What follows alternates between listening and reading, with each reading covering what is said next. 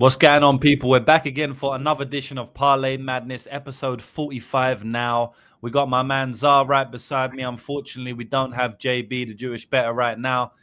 He's had to go on a little side quest. I'm going to let him, I'm going to let you guys DM him and ask him what's been going on. He's a bit busy right now, but he couldn't make it. Hopefully, my man's in the chat. He can, tell us his takes on the fights. But we're still going to break down the entire card for you of UFC Imavov versus Borralho, UFC Paris, UFC Paris. We're going to go from the first fight of the night all the way to the last fight of the night, give you some banger breakdowns, banger analysis, and also the most important thing, some mad parlays to make Parlay Madness what it should be. So hopefully we can catch a couple parlays today, but the most important thing is our breakdown. So how you feeling about this one, Zar? You like this card, or what are you saying?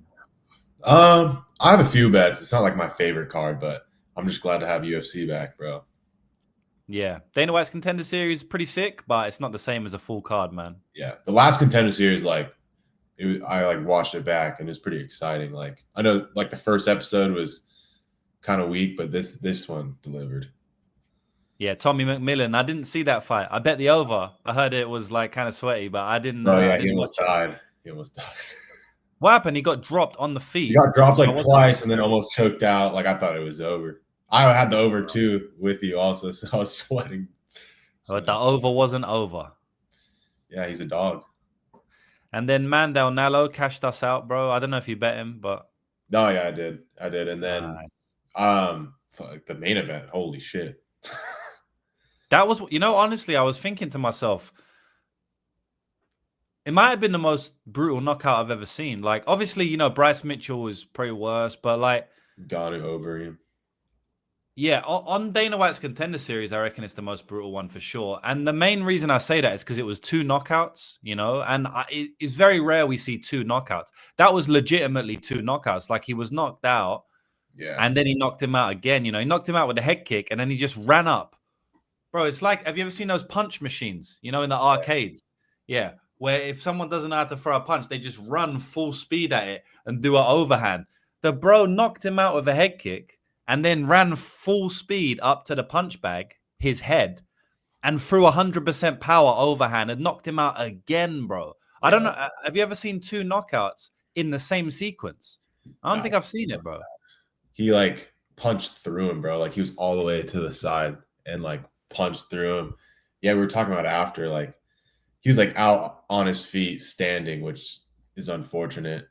Not bracing at all, he's already out, and then he just gets a free overhand right. That was fucking horrible. It's basically that was basically like when Dan Henderson knocked out Michael Bisping and then landed another punch on the ground. Just, instead of on the ground, he was standing up, but he was still unconscious. I'm pretty sure he was unconscious, bro. Yeah, no, he was. It was pretty much like a sucker punch. He's out cold, not bracing. He's already out, and that was sad. And they showed his watch party had a bunch of kids at it right before the fight. It was that's the game, bro. I don't know why people do that shit.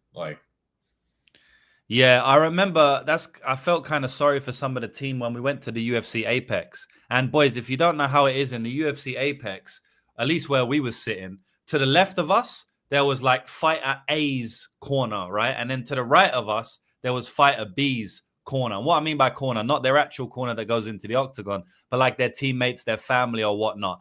And man, we saw some women tear up after they lost their fights and stuff. We had to basically watch the family and friends of each fighter. We had to watch their reaction when the fighter got fucking knocked out or tapped out or something. Yeah, you see one side going crazy, and then you don't want to look at the other side because what is going down. So it was just thrill in the agony. The UFC used to post that. I used to watch every single one. Yeah, that was a good one, bro. That was a good series, bro. Yeah, but anyway, we're back now, and UFC Paris hopefully is going to be good. I don't really have that many bets, but the bets I do have, I like. So yeah, we'll get into the card, boys, and let's do it. I'll shout out the chat in a second, and then we will hopefully make some money. God, Jesus. I don't know about this one. I don't know if we're going to make any money on this one. Shauna Bannon versus Sam Hughes. Man, I don't know what to say, bro. I just feel like Sam Hughes is, going to eventually get her pressure game going. I do feel like Shauna Bannon will probably win a round though. Like, I don't know if she's gonna win the fight, but she could. I don't know. I think the line is wide. This is an ugly fight, boys. I don't really want to spend too much time breaking it down personally. Yeah, I don't know. What do you think, Zar? Yeah, it's just like crazy. Like, when is Hughes? Hughes has never been a favorite. First of all, now she's like minus 300. Yeah, it's wide. She has beat some like solid girls, so I get why she's the favorite. But I don't know. To lay this price, I would need to be like, oh, like, she's either gonna win by dominant decision or finish, and I think there's a chance it's like kind of greasy. So I'm good on laying the chalk on Hughes, even though I think she's gonna win. I don't think Bannon has good like takedown defense. She likes to play off her back. So I think Hughes is probably going to win like probably 30-27. But yeah, she's definitely live to like lose a round or two. So I'm good on this fight. Bro, this is in the big cage, right? In Paris. And Sam Hughes' footwork is shit, bro. Yeah, she just follows you. She does not have good footwork at all. And if Shauna Bannon can do anything, is slap you with her toes and run away, Yeah. So, bro, like, I don't know, man. So, what's the line for Shauna Bannon decision? She ain't finishing my girl Hughes. No, she's not finishing shit, bro. So, I don't. She's gonna finish in her last one, but like, yeah, I bet the under. I had her sub, bro. The other chick like was out of the armbar, and then was like, oh, actually, no, take my arm, bro. That was bro. And then people were like, oh, you got lucky, But then I was like, well, Pooja knocked her out, and then she got subbed. So I don't know, bro. There was like 2 finishing sequences at plus 400, under 2.5. Like, am I that lucky? No, especially the under was not like. I feel like the sub might have been a little lucky, but then you're like, okay, if it hits the mat, like it's over. Exactly. 435 at Bovada. That's pretty insane. I might have to do a little half unit, boys. Like. Yeah. It's funny because I gave the shittest breakdown and said, fuck this fight. And now I'm talking about betting a plus 435. But that's the game we play, boys. Yeah. I don't know. Bannon sub. Like, she's got no danger and like she's going to get taken down. Like Bannon decision anchor. Yeah, bro. Anchor in all our parlays. Yeah, I see another place with plus 400. So you want me to write that down? Yeah. Write it down. Write it down, boys. I think that's like... I don't know, maybe like a round 3 Hughes, but like since she's such a big favorite, like the price is going to be ass. So, yeah, I do feel 1900 round 3, like for what? Oh wow, that's pretty good, man. Yeah, she cook scales round 3, bro. Yeah, like Bannon's never shown like bad cardio, I guess, but she's never fought anyone like Hughes going to push the pace and like grind you, and like she's like a mean bitch. So like, I don't know. Yeah, it's Bannon's like OnlyFans vibes. I could see her breaking. Yeah, sorry. Honestly, bro, it's not even like it's one of the rare ones where I don't even think round 3 is about cardio.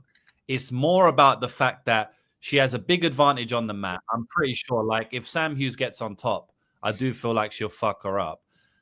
But I don't think she'll get on top. Well, obviously she can, but she'll probably more likely get on top mid to late rounds rather than early because Bannon's going to be able to run away. And Sam Hughes, is gritty, tough, great cardio. So, like, it's not even about the cardio disparity. It's more about the dynamic of the fight that when Sam catches her, it's probably a bit later, maybe in round 2, round 3. And I do think she has a top, position advantage. Yeah. No, I do think it comes down to cardio a little bit. Like, Bannon, she'll be bouncing around first 7.5 minutes. And then when it slows down, like, I'm not saying it's bad cardio, but, like, you can't, bounce around like that for the whole 15. So Hughes will, I'm not saying Bannon has bad cardio, but like Hughes has such good cardio. So if you're not dancing around and you can't get away from her, just because, you slow down, that's when she'll get on top, like you're saying. So I definitely think that's not a bad number, 1900, but yeah, it's not bad. It's not bad. Yeah, I thought you said she doesn't have bad cardio, so that's why I was saying, I don't even think round 3 would be a cardio play for me. Like, not because she has bad cardio, more of all of the other dynamics in the fight. But yeah, I mean, if that's what you did say, I do agree. I don't think she has bad cardio. Yeah, like I haven't seen anything to say she has bad cardio. I'm just saying, like, when you fight Hughes, like, especially in grappling, that's her thing.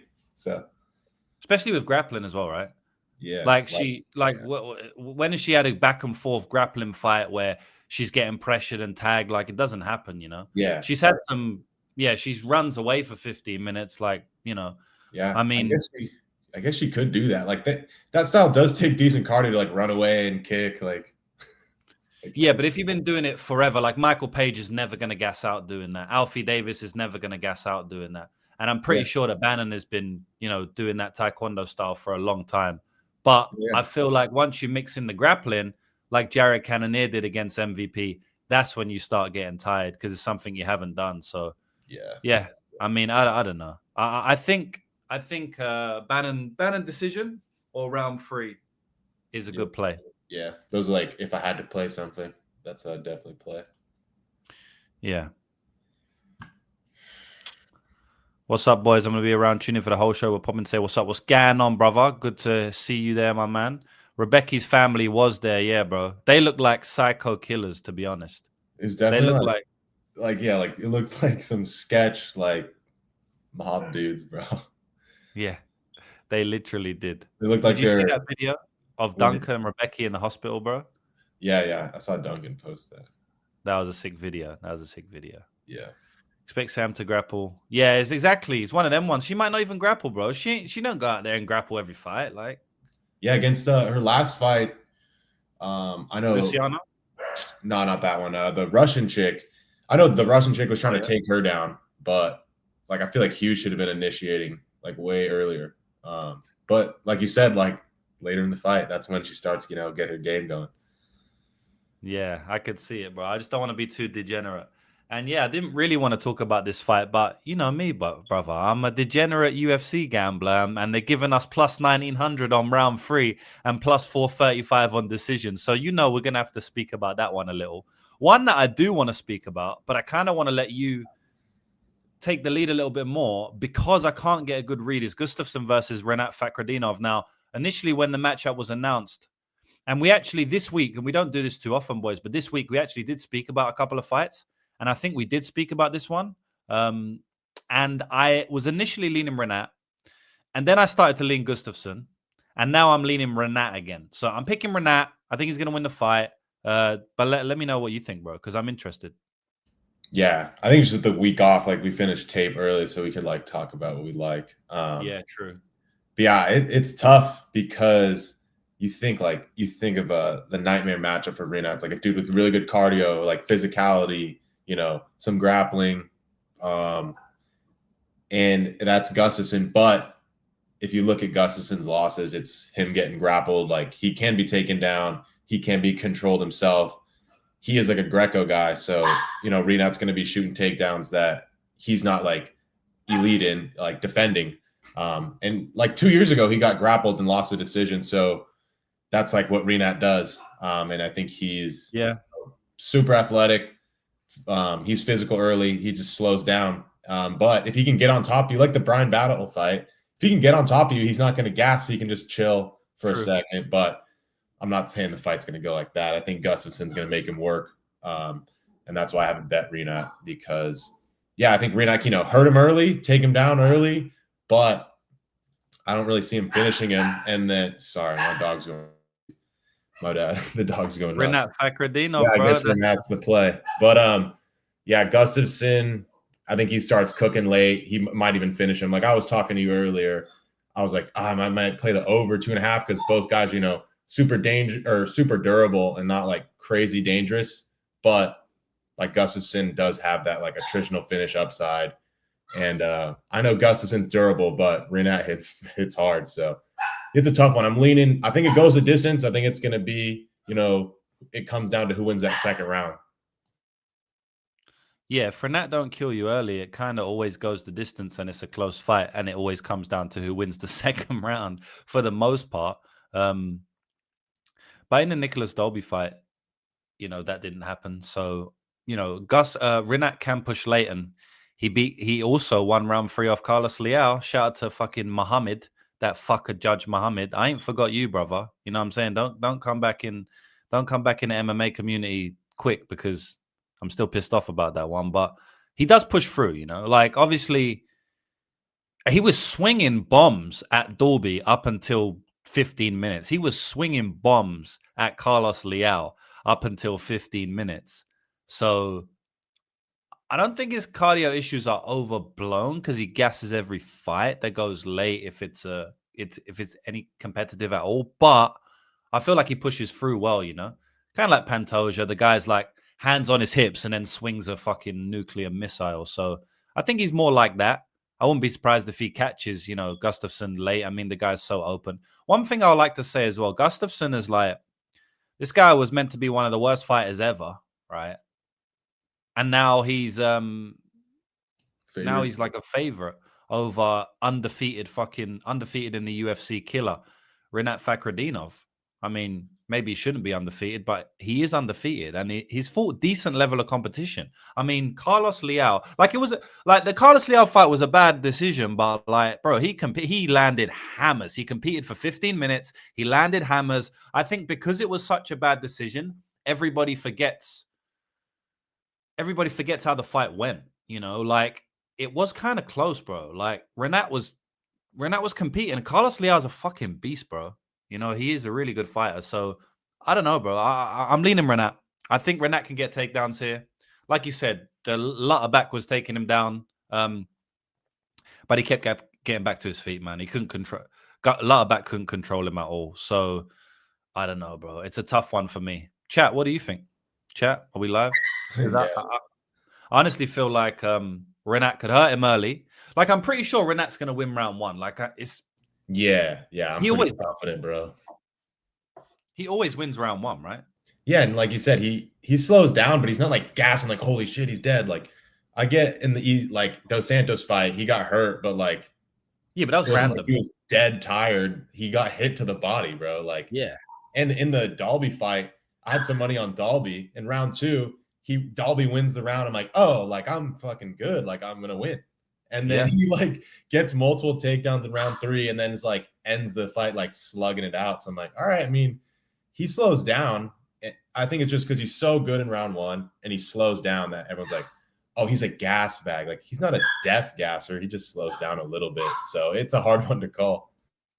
Yeah, it's weird. His cardio is like he's definitely gonna gas if it's competitive, but he'll like so you know he's gonna gas. So he's a gasser because he definitely will gas.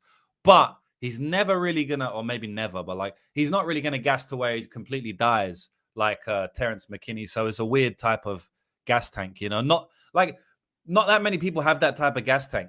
Usually people def gas or they don't really gas. You know, every now and then you get enigmas like Rinat and like Pantoja where they fucking gas, but they just still fight. So those guys are kind of hard to put a beat on. But yeah. I don't want you to write anything down for me, bro. Like I could honestly see the fight going a multitude of ways. I've thought about betting Rinat money line. I've thought about betting Gustafsson round 3. Yeah.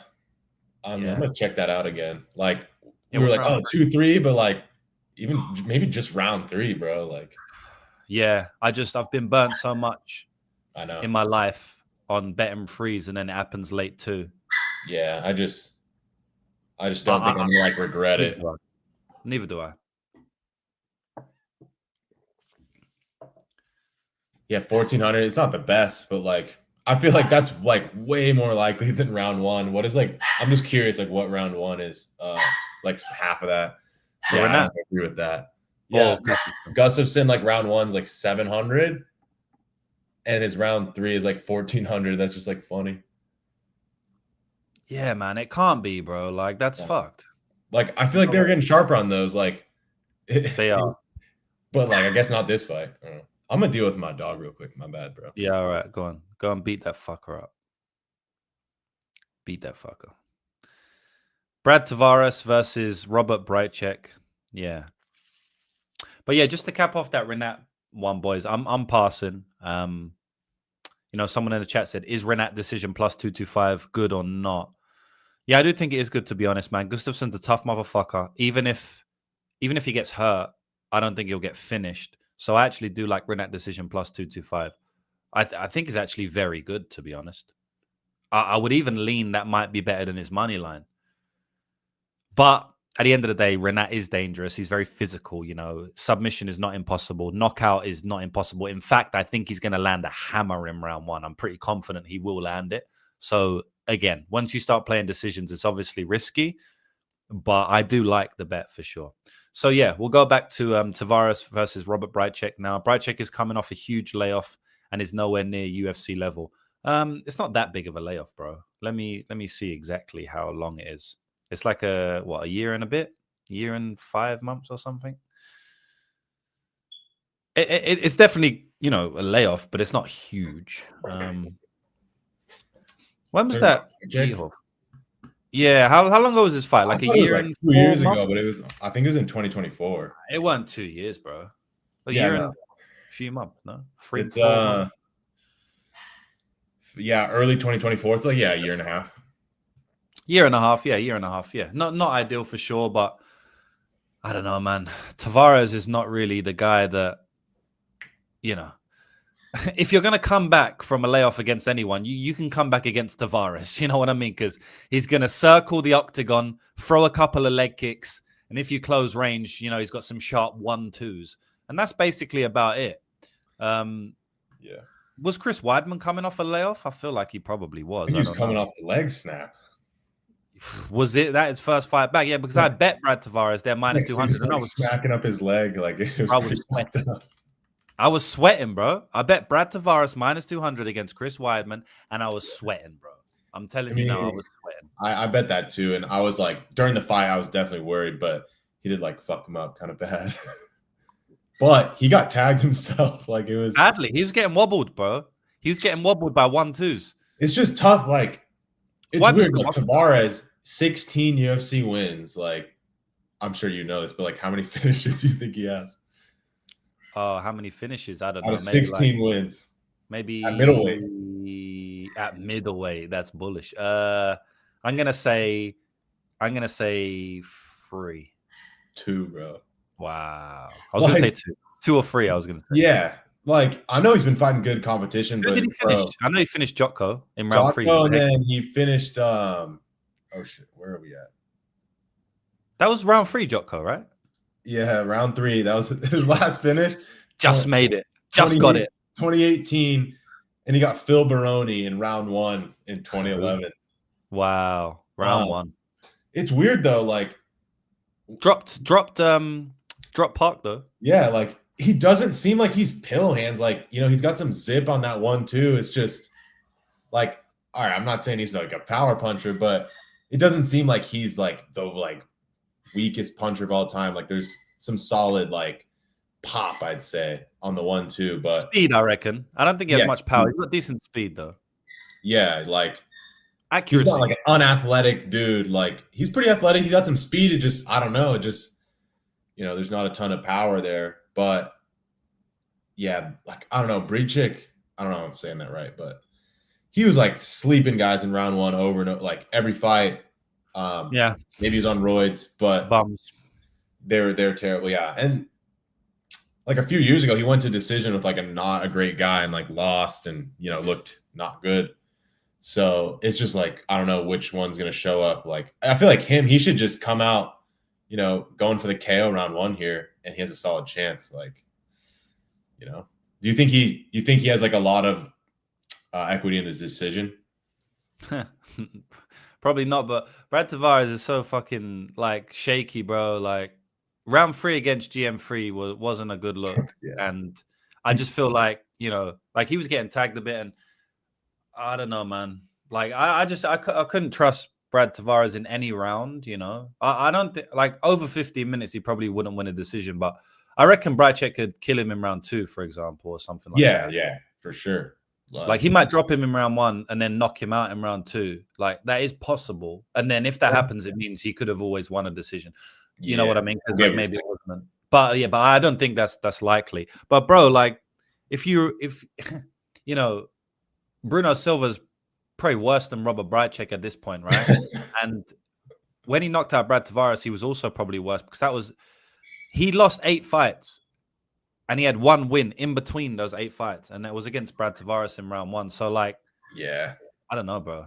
He clipped him like a perfect counter. Like, I know, Brad, I think he's been knocked out like 5 times. It's just like, he's just a confusing fighter. Like, I bet his strike is KO versus Tavares. And like, he couldn't put him away. I know that was a while ago, but he's just like a weird fighter to see, know what you're gonna get. Like versus Mearshart, like 15 minutes at this stage of Mearshart's career, and he never really like had him trouble. Like he was landing, outlanding him, won the first 2 rounds pretty clear, but like we saw what Michal did to him. It kind of made him look like he didn't belong in the UFC anymore.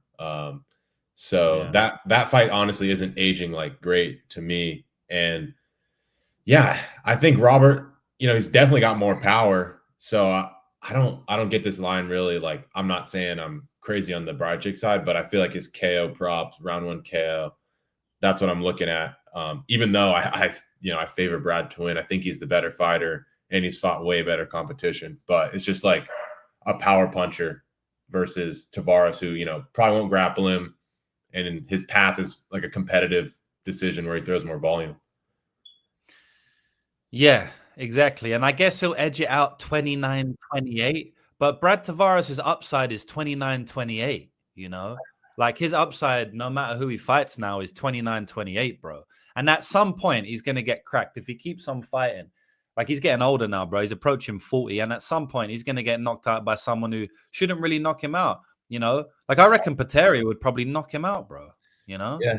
Like, I mean, it's happened. Bruno Silva, like you said, like that's not a good look. I know it was like kind of a weird stoppage, but I mean, he hurt him twice badly.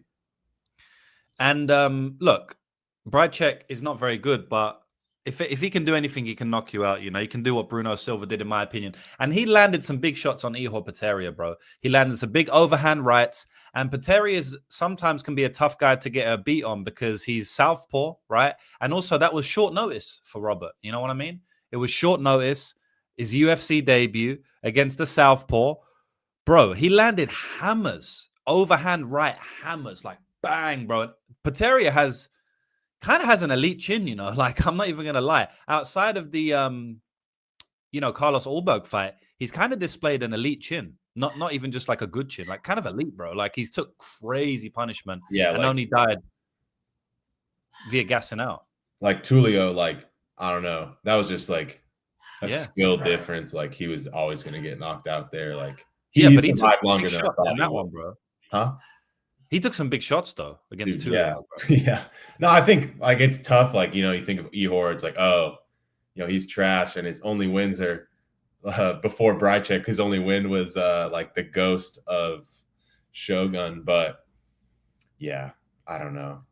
I think Robert, like if he was gonna beat someone that's up like a lot higher than him in the rankings, like I feel like this is a solid matchup for him.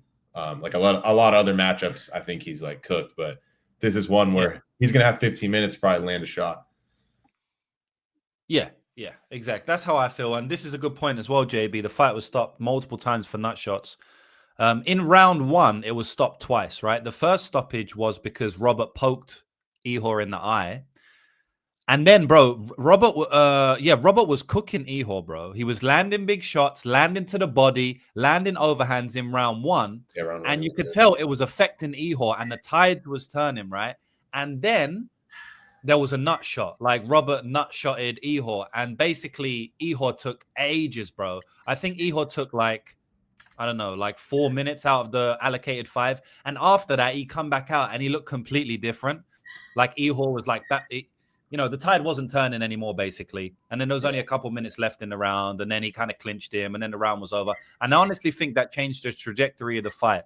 Like, I just don't think that was an ideal iteration for Robert. So I think everyone's highly down on him. Look, at the end of the day, man, he's not a great fighter. And Brad Tavares is a level above. But he could definitely get chinned. I think he might get chinned in round 1, bro.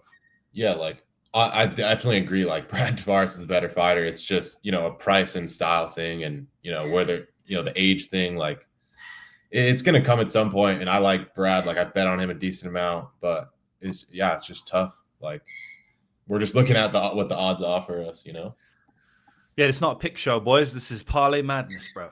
So yeah, I ain't putting no Brad Tavares in the parlay. Yeah. I love Sam Patterson, bro. You bet on him against Bala? Yeah, and then I bet his sub against I bet his sub twice, like against the Canadian guy, and then obviously Kiefer. Lioness, yeah. I think I just laid chalk on like ITD versus Kiefer, and then I think he was plus money to Lioness, bro. That was wow. Lit.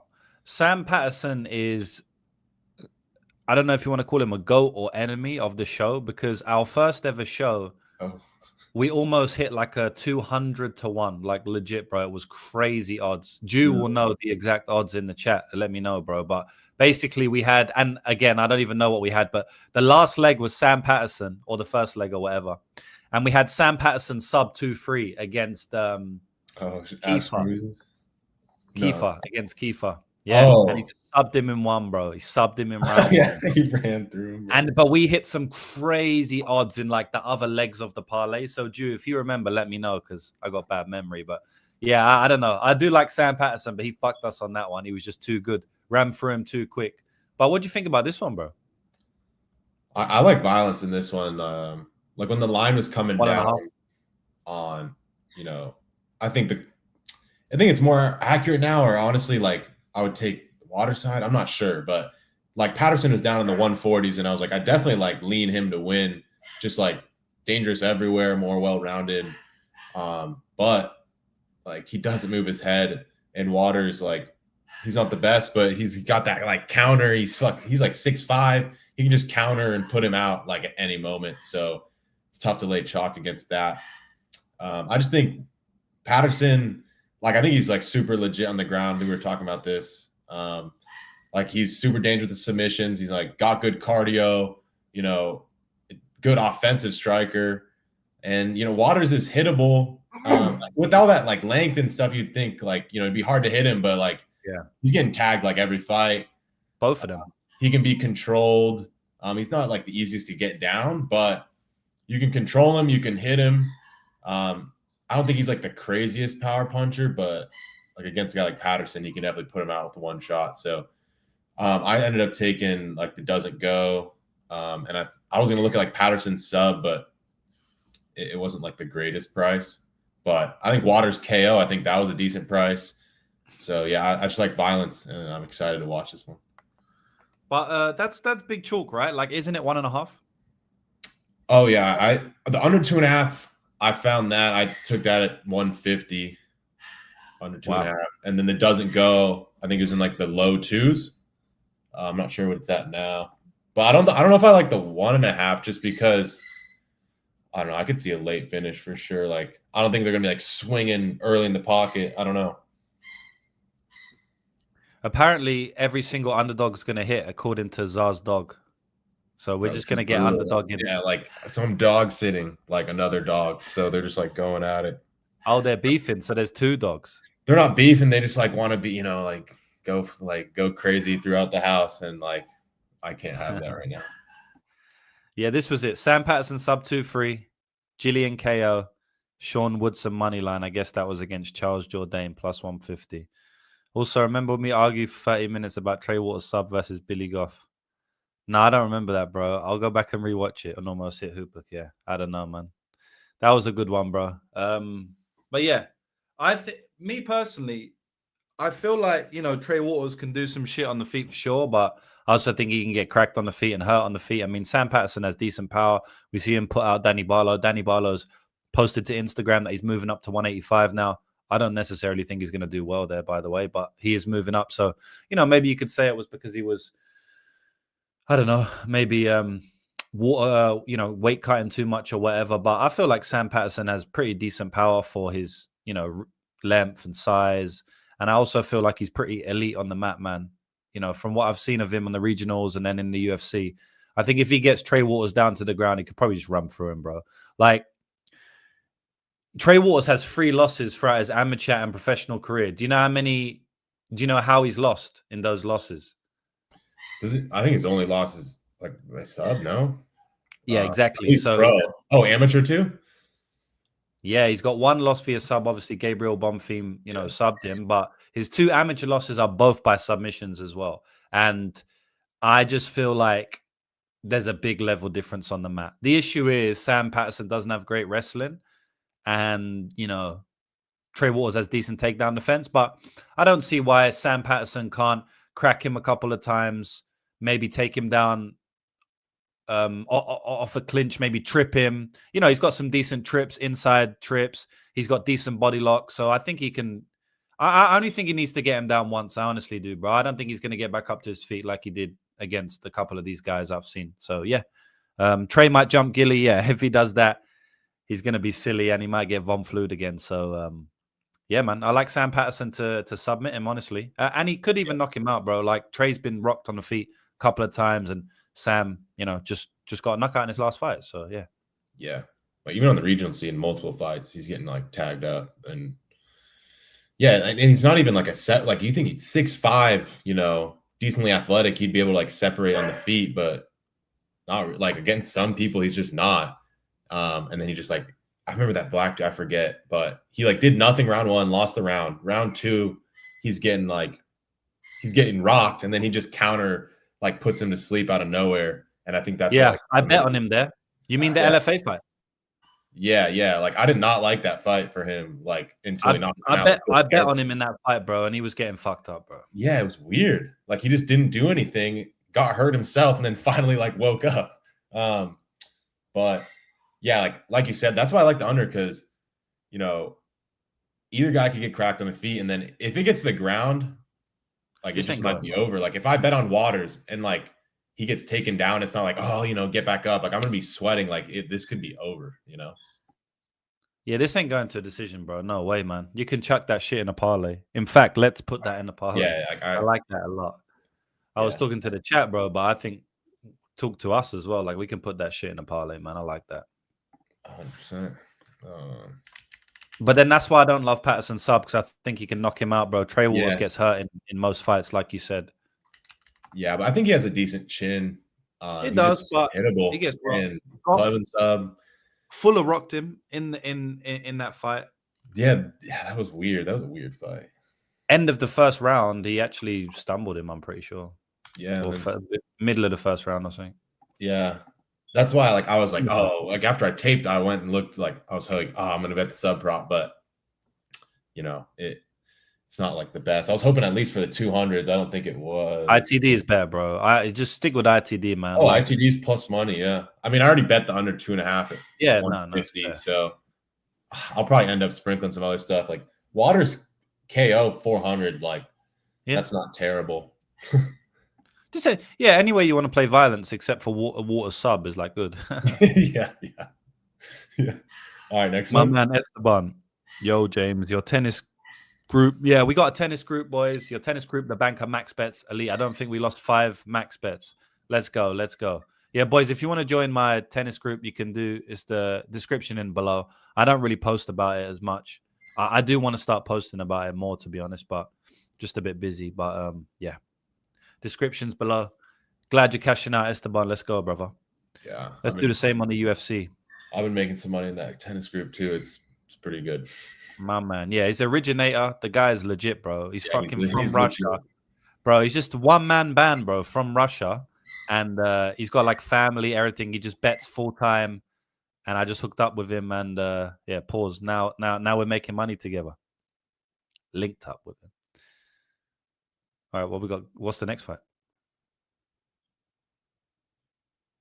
Hardwick versus Kaue Fernandes. To be honest, boys, I didn't even tape Harry Hardwick, man. It's been a busy week. I've been traveling, and I didn't tape this fucking Harry Hardwick. But I did see on Twitter taking the piss out of who was he taking the piss Anthony out? Smith. Yeah, bro. What the fuck, bro? Relax, man. He hates him. He hates him. Nah, but yeah, I don't know, man. Did you tape Harry, bro? Yeah. He's just, he's well-rounded. He's got like a good 5-round style, good cardio, like will pressure you. He's like he gets in your face, but he's just not very athletic, not very dangerous. And he can be hit and cracked. Like he's been, almost put out a bunch of times, but I don't think he's been knocked out. So he's got heart, but he's been like almost put out multiple times. And he's went to a draw because he got dropped twice and like, lost around 10-8 and then like clearly won the other 2 rounds, but he got dropped bad twice. So yeah, like in theory, like his style would be decent against, like a striker with a kick specialist like Fernandes, where, he can, pressure him, get in his face, crowd the kicker, get in the pocket where he has decent boxing, mixing takedowns. But I just, the danger factor isn't there. He's not like the fastest guy. He's like moving up, short notice, up a weight class. Like Fernandes, I feel like he's going to be faster, and more dangerous and bigger. So it's a tough one for Harry just based on that. But like, it's tough because his style, I feel like it would do okay against a kicker. But yeah, he probably gets tagged up a little bit, at least early. Can he grapple? I mean, that's really what we need to know, right? Because Fernandes, if you want to beat him, you probably have to take him down and grapple him. He doesn't have the best wrestling. Like, he'll take the back and, he's decent when he gets on top of you or gets on the back, but he doesn't have like great physicality or wrestling. So, yeah. Okay. Well, there you go, boys. I haven't taped it, so I can't talk about it. But if you want to put anything in the parlay, be my guest. I'll just have to follow you on that one. Yeah. Thanks, bro.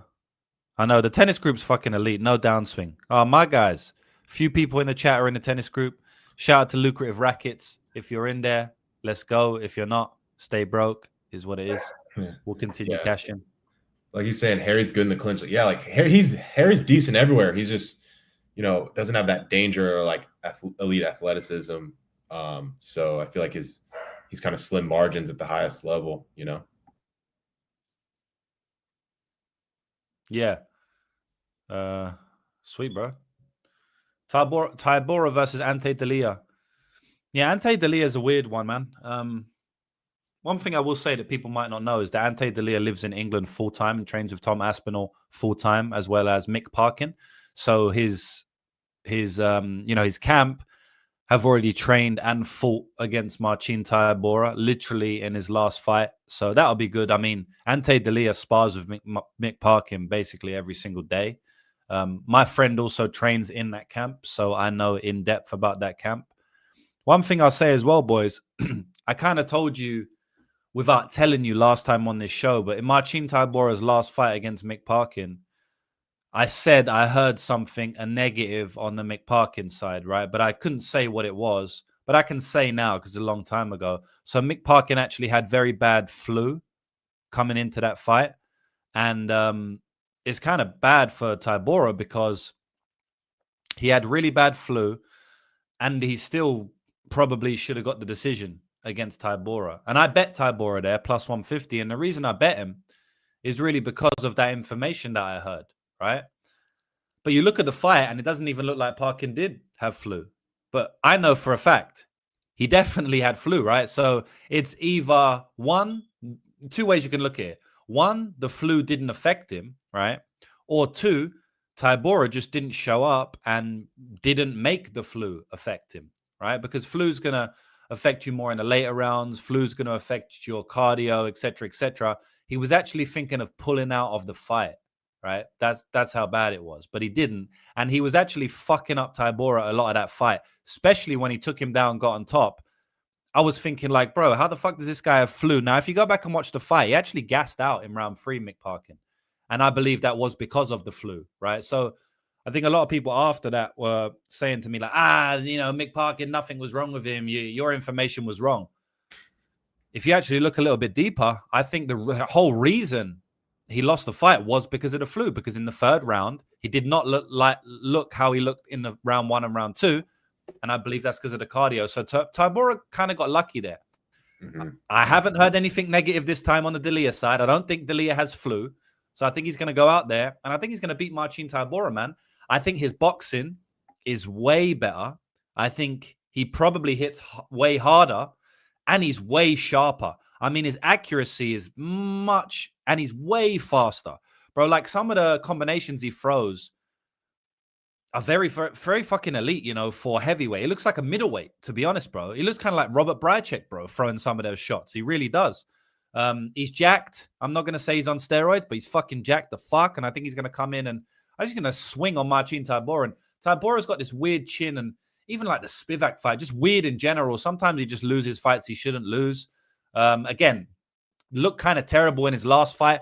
Was the Spivak fight before the Parkin fight? It was, right?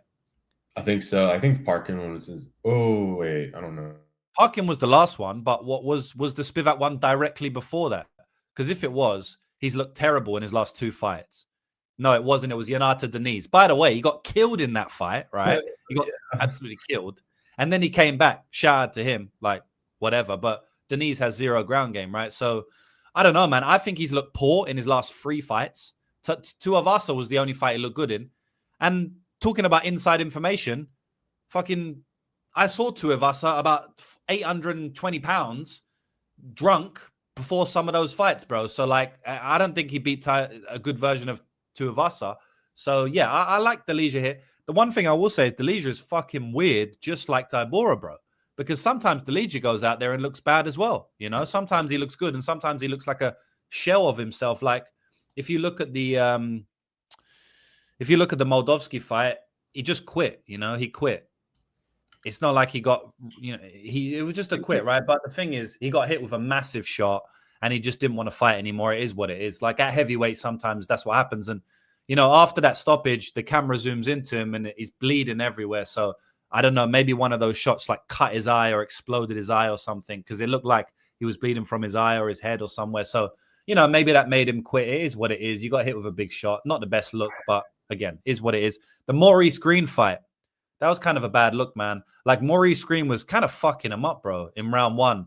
And then somehow he just randomly woke up. I don't know what the hell happened. And he just started landing big haymakers at the end of round 1. And then he gritted it out round 2 and round 3, 1. But that wasn't necessarily a good look. He was getting taken down by Maurice Green, bro. That's kind of bad, man. So again, like sometimes, even in that very fight, one fight, he looked terrible and then he looked good. Like, it's hard to get a beat on Ante Delija.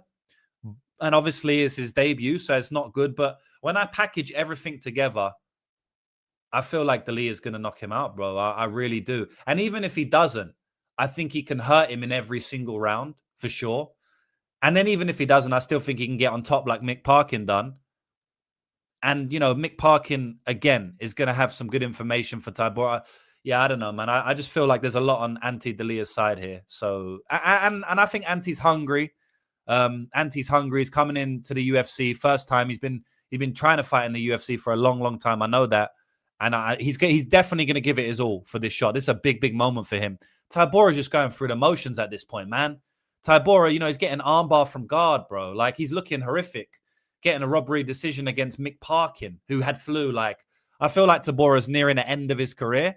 And I still think Ante Delija is going to be in the UFC heavyweight division for 4 or 5 fights at least. So that's my take on the fight.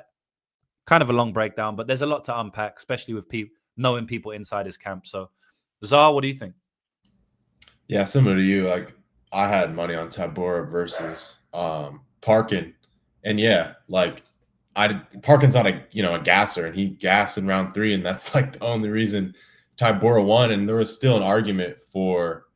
Like a very good argument for Parkin to still win that fight. Like, you know, it was in England. Like going into the decision, I was like, I'm honestly think I might lose this.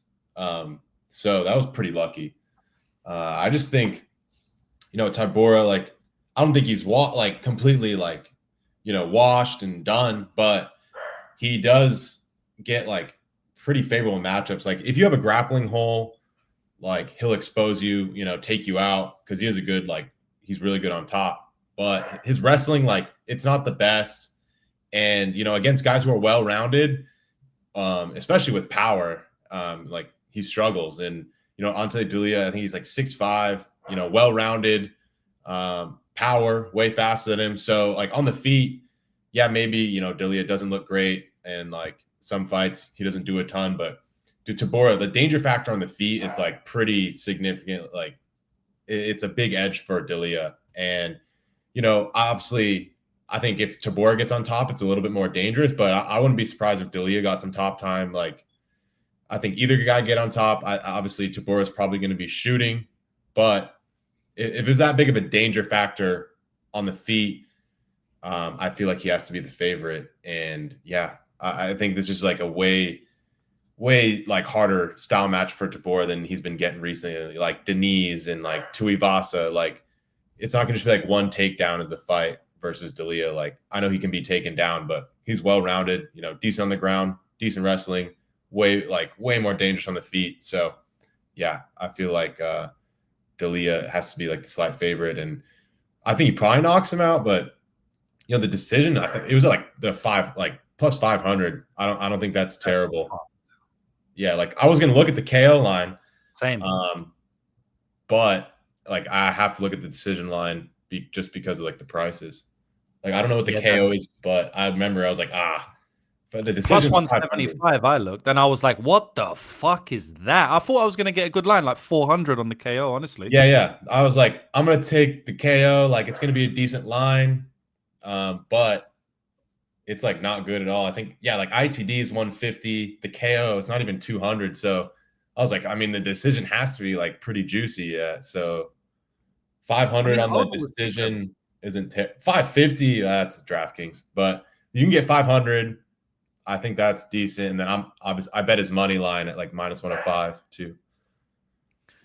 Yeah, exactly. So minus 105, right? So that means he's the underdog. He was the underdog, and I saw that the over was pick'em. So I was like, all right, sweet. We might get a good line on the KO. Exactly. And it was plus 175. What's KO one? 400 or something. 450. Yeah, I think they're just like saying like Tybura's not going to finish him, but I think there's a chance he finishes him. Like I just don't get how you get that total in the money line. I feel like it has to be different. I guess it's coming down a little bit, but still. He could definitely finish him. Yeah, he could definitely finish him. I think Delija, like most of his losses are by finish. Yeah, so he's one of those. Total and Delia's like finish line, that means they're like saying Tybura is not like dangerous in this fight, I guess. Like what's Tybura ITD 285. Why is the line so close? Yeah, like what? Tybura's gonna grind out a decision like every time. Like by doing what? Like he's just it's 50-50 on Tybura's like volume and takedowns and shit anyway. If Tybura, I feel like to win this fight, Tybura, it's going to be like a split decision or he finishes him, bro. Like it's not so heavily leaned to a decision. Yeah, no, I have this in my notes. Like if he doesn't like, if you don't have like a grappling hole and he like can expose you, his path is split decision. Like he's gonna, pick at you from range. He's got decent kick for like his body type. He just, not a lot of danger on him.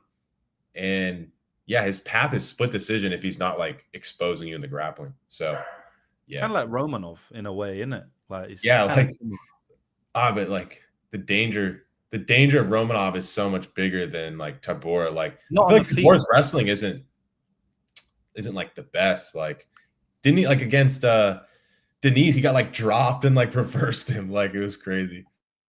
Yeah. I know, crazy, bro. But yeah, I like Delija here. But like I said, you can never be too confident on Delija because he is the type of guy that I don't like to use this word, especially when people know him. But like most of his losses are via finish. It's like he can sometimes just quit, Yeah, and like Tybura, like he gets put out. Like, yeah. Do you think Tybura has like any finishing upside on the feet? Not really, bro. That's like the main reason I like Delija because it obviously can happen. It's heavyweight. He could bink a head kick or something, or we could get like a Moldavsky situation. But Moldavsky's like so much faster. Like, and yeah, I feel like it's very low percentage. Like Delija to me is like way bigger, way faster, way more powerful. Like on the feet, I would be surprised if Tybura like knocked him out. Yeah, I don't think it can happen, but he already did it once, so he could do it again. You never know. Wasn't it like an injury? Like I couldn't even find that fight. It's on YouTube. Oh, yeah. Damn, like what's his name's tape service was bugging for me. It's not a good look. Yeah, basically, bro, like his leg just completely snapped. It was really, really bad, bro. Oh, yeah, okay. I don't need to watch it. No, you don't want to watch it, bro. And it's one of those ones where it's like, I don't know, it's pretty fucking gruesome. But yeah. So yeah, just to answer my own question, I don't think he's gonna really hurt him on the feet or anything. And if he doesn't hurt him on the feet, I don't know what the fuck he can do, bro. Like he's kind of fucked, to be honest. Because Delija is basically one of those guys where I think he's a momentum-based fighter. Like I think if he's doing well, he's kind of going to fuck you up and just like swing on you. If he's not doing well, I definitely could see Tybura like getting on top and grinding him out. And it might just come down to, but Tybura's kind of like that as well, bro. Sometimes when he gets swung on, he kind of quits on himself, bro. They're kind of two like fat heavyweights and they kind of quit on themselves too. I don't know. It's weird because, bro, both these guys are hard to get a read on, bro. Because some fight, like Tybura, bro, he gets knocked out in 30 seconds by bums, bro. Like Walt Harris. And then, but then like he goes through hell against Denise, you know? But then like he just looks like a bum against Parkin, who's got flu and he deserved to lose. Like, I don't know, man. I just feel like I think he's going to get knocked out, bro. So that's it. Yeah. Tybura, Delija money line, Delija KO 1, just for, you know. All right. Shits and giggles.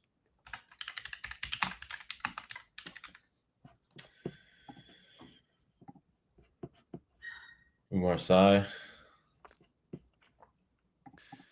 Yeah, this fight's a weird one. We bet. I think we both bet. I definitely shouted out on the show.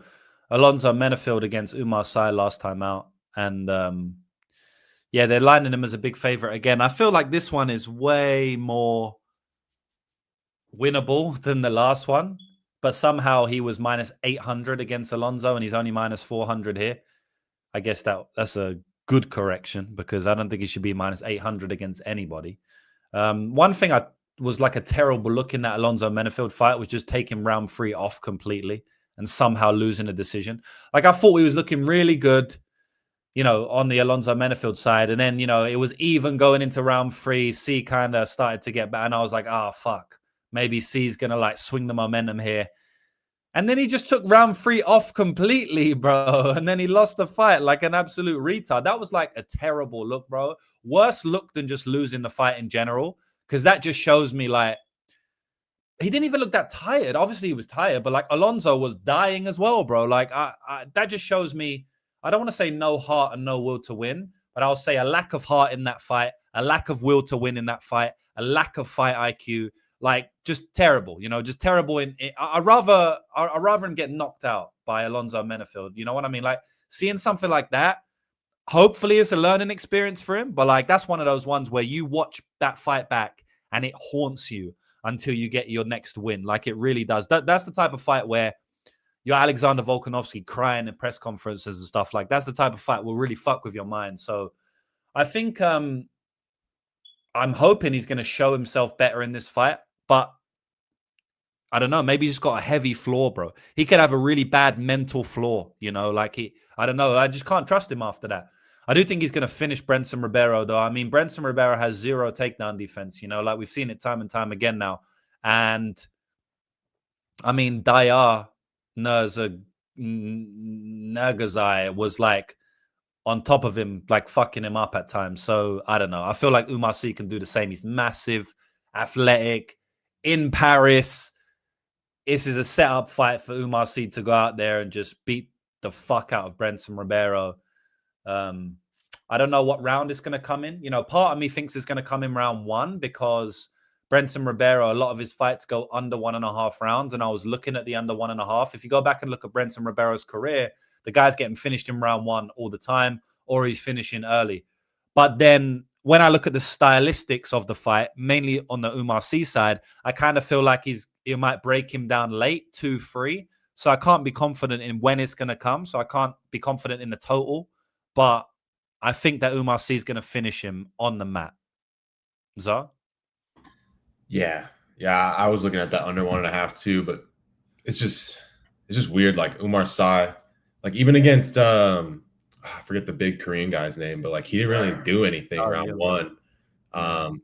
So I was just like turned off. Like I see like Oumar Sy's record, he has a bunch of like round 1 finishes, or he like goes to decision.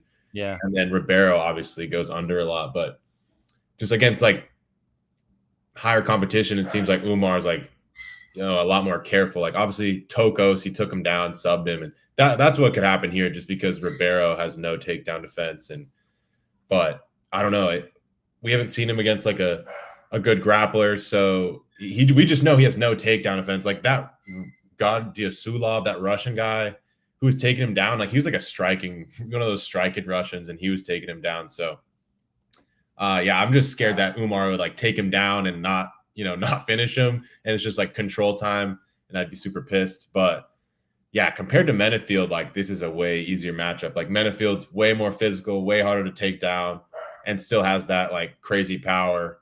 And I feel like Ribeiro, like he has power, but it's not like, I don't know, it's not like the most insane power. So I feel like this is where he should be a huge favorite, and I think he wins like, yeah, on the mat he finishes him, or just like a dominant 30-27. I think he can knock him out on the feet as well, bro. But yeah, I mean, I think anyone can knock out Ribeiro on the feet for sure. I just think I think if he's smart, he just shoots right away. He's not that smart though, bro. That's what I'm saying. He's not very smart, bro. Like you said round. I mean, Carlos Ulberg tapped out Da Young, was the Korean guy he's talking about, right? Yeah, Da Young, right? In round 1, you said he did nothing, but in round 2, he didn't grapple him at all, and I felt like if Carlos Ulberg is taking him down and submitting him, why doesn't Oumar Sy take him down and try and submit him? He didn't. He just wanted to practice his striking there, So I just feel like, look, he's winning the striking, so fair enough. But at the same time, he had a massive advantage on the mat, and yeah, that's what I mean. He's just not smart, He was able to take him down whenever he wanted in that fight, but he just didn't do it in the whole of round 2. And I just can't trust him. So I could imagine him swinging on the feet. But I actually favor Oumar Sy on the feet. I think he's more durable. And he's massive, bro. And like you said, anyone can finish Brendson Ribeiro. So I feel like Oumar Sy's probably got it covered on the feet and on the mat. Which, I mean, that's when you deserve to be a big favorite. The only thing I'll say is Brendson is kind of dangerous. Like he does have some submission. Yeah. He has some submissions. Yeah. I don't know. It's tough to trust Sy though. Like I was looking at ITD. I won't lay his money line. No, 100%. Even though like I think he should be a giant favorite, I just like can't. Like I could see him not shooting, kind of just like low output striking, and then you're just like pulling your hair out. Even though I think he's the better striker, I just feel like he's, green. Like he doesn't want to go for it, and Ribeiro, like, he can get knocked out, but he's gonna try to like kill you. So yeah, it's tough. Yeah, I don't know if this is crazy. I kind of favor KO more than knockout than sub. What's the line? I was gonna look at the KO too, because I think you can ground and pound him or knock him out on the feet, but it wasn't as good as I was hoping for. No, I don't think it's good, bro. I think it's close. Yeah, like it's barely different. I was like, damn. Wow. Yeah. You want Sy ITD? Yeah. We're gonna need some legs. Yeah. Sy is not that good though, bro. I don't know how the fuck he was minus 800. I mean, we told you this before the Menefield fight. We literally bet Alonzo Menefield. I literally put a video out saying Alonzo Menefield plus 500, Kamaru Usman plus 225 against Buckley. And I don't know what other underdog I chose, but it hit. I literally put out a video. So we told you this before. Phil Rowe versus Angelusa. Yeah, that was a sweaty one. We'll speak about Angelusa maybe even next fight. But yeah, yeah, like we was telling you this before the fight, boys. Like, so it's not like we're just saying it now. But bro, Oumar Sy is not the guy. No, he's not he's not the guy, bro. He lost round 1 to Down Young. Like he got cracked, didn't really do anything. Got cracked, lost round 1 to Down Young, and that was like the main thing why we like Menefield's. Like Menefield's a harder matchup than Down Young, and did he look giant favorite there? He was struggling a little bit as well with the grappling. Like he took him down in round 1 and round 3, but round 2 he didn't shoot at all. And I was like, this guy's a retard. Like he's not shooting at all. Like if he doesn't shoot against Menefield, he's gonna lose. And even if he does shoot, Darton Young got up from his feet. Like how many times did Darton Young get up? Probably like 3 or 4 times, bro, in the whole fight. Yeah, and it's not like Down Young. Like he went to like on to lose to like Devin Clark. Like he can be grappled, bro. Bro, he got subbed by Ulberg, bro. Dude, that fight sucked. I had Olberg decision at like a huge price.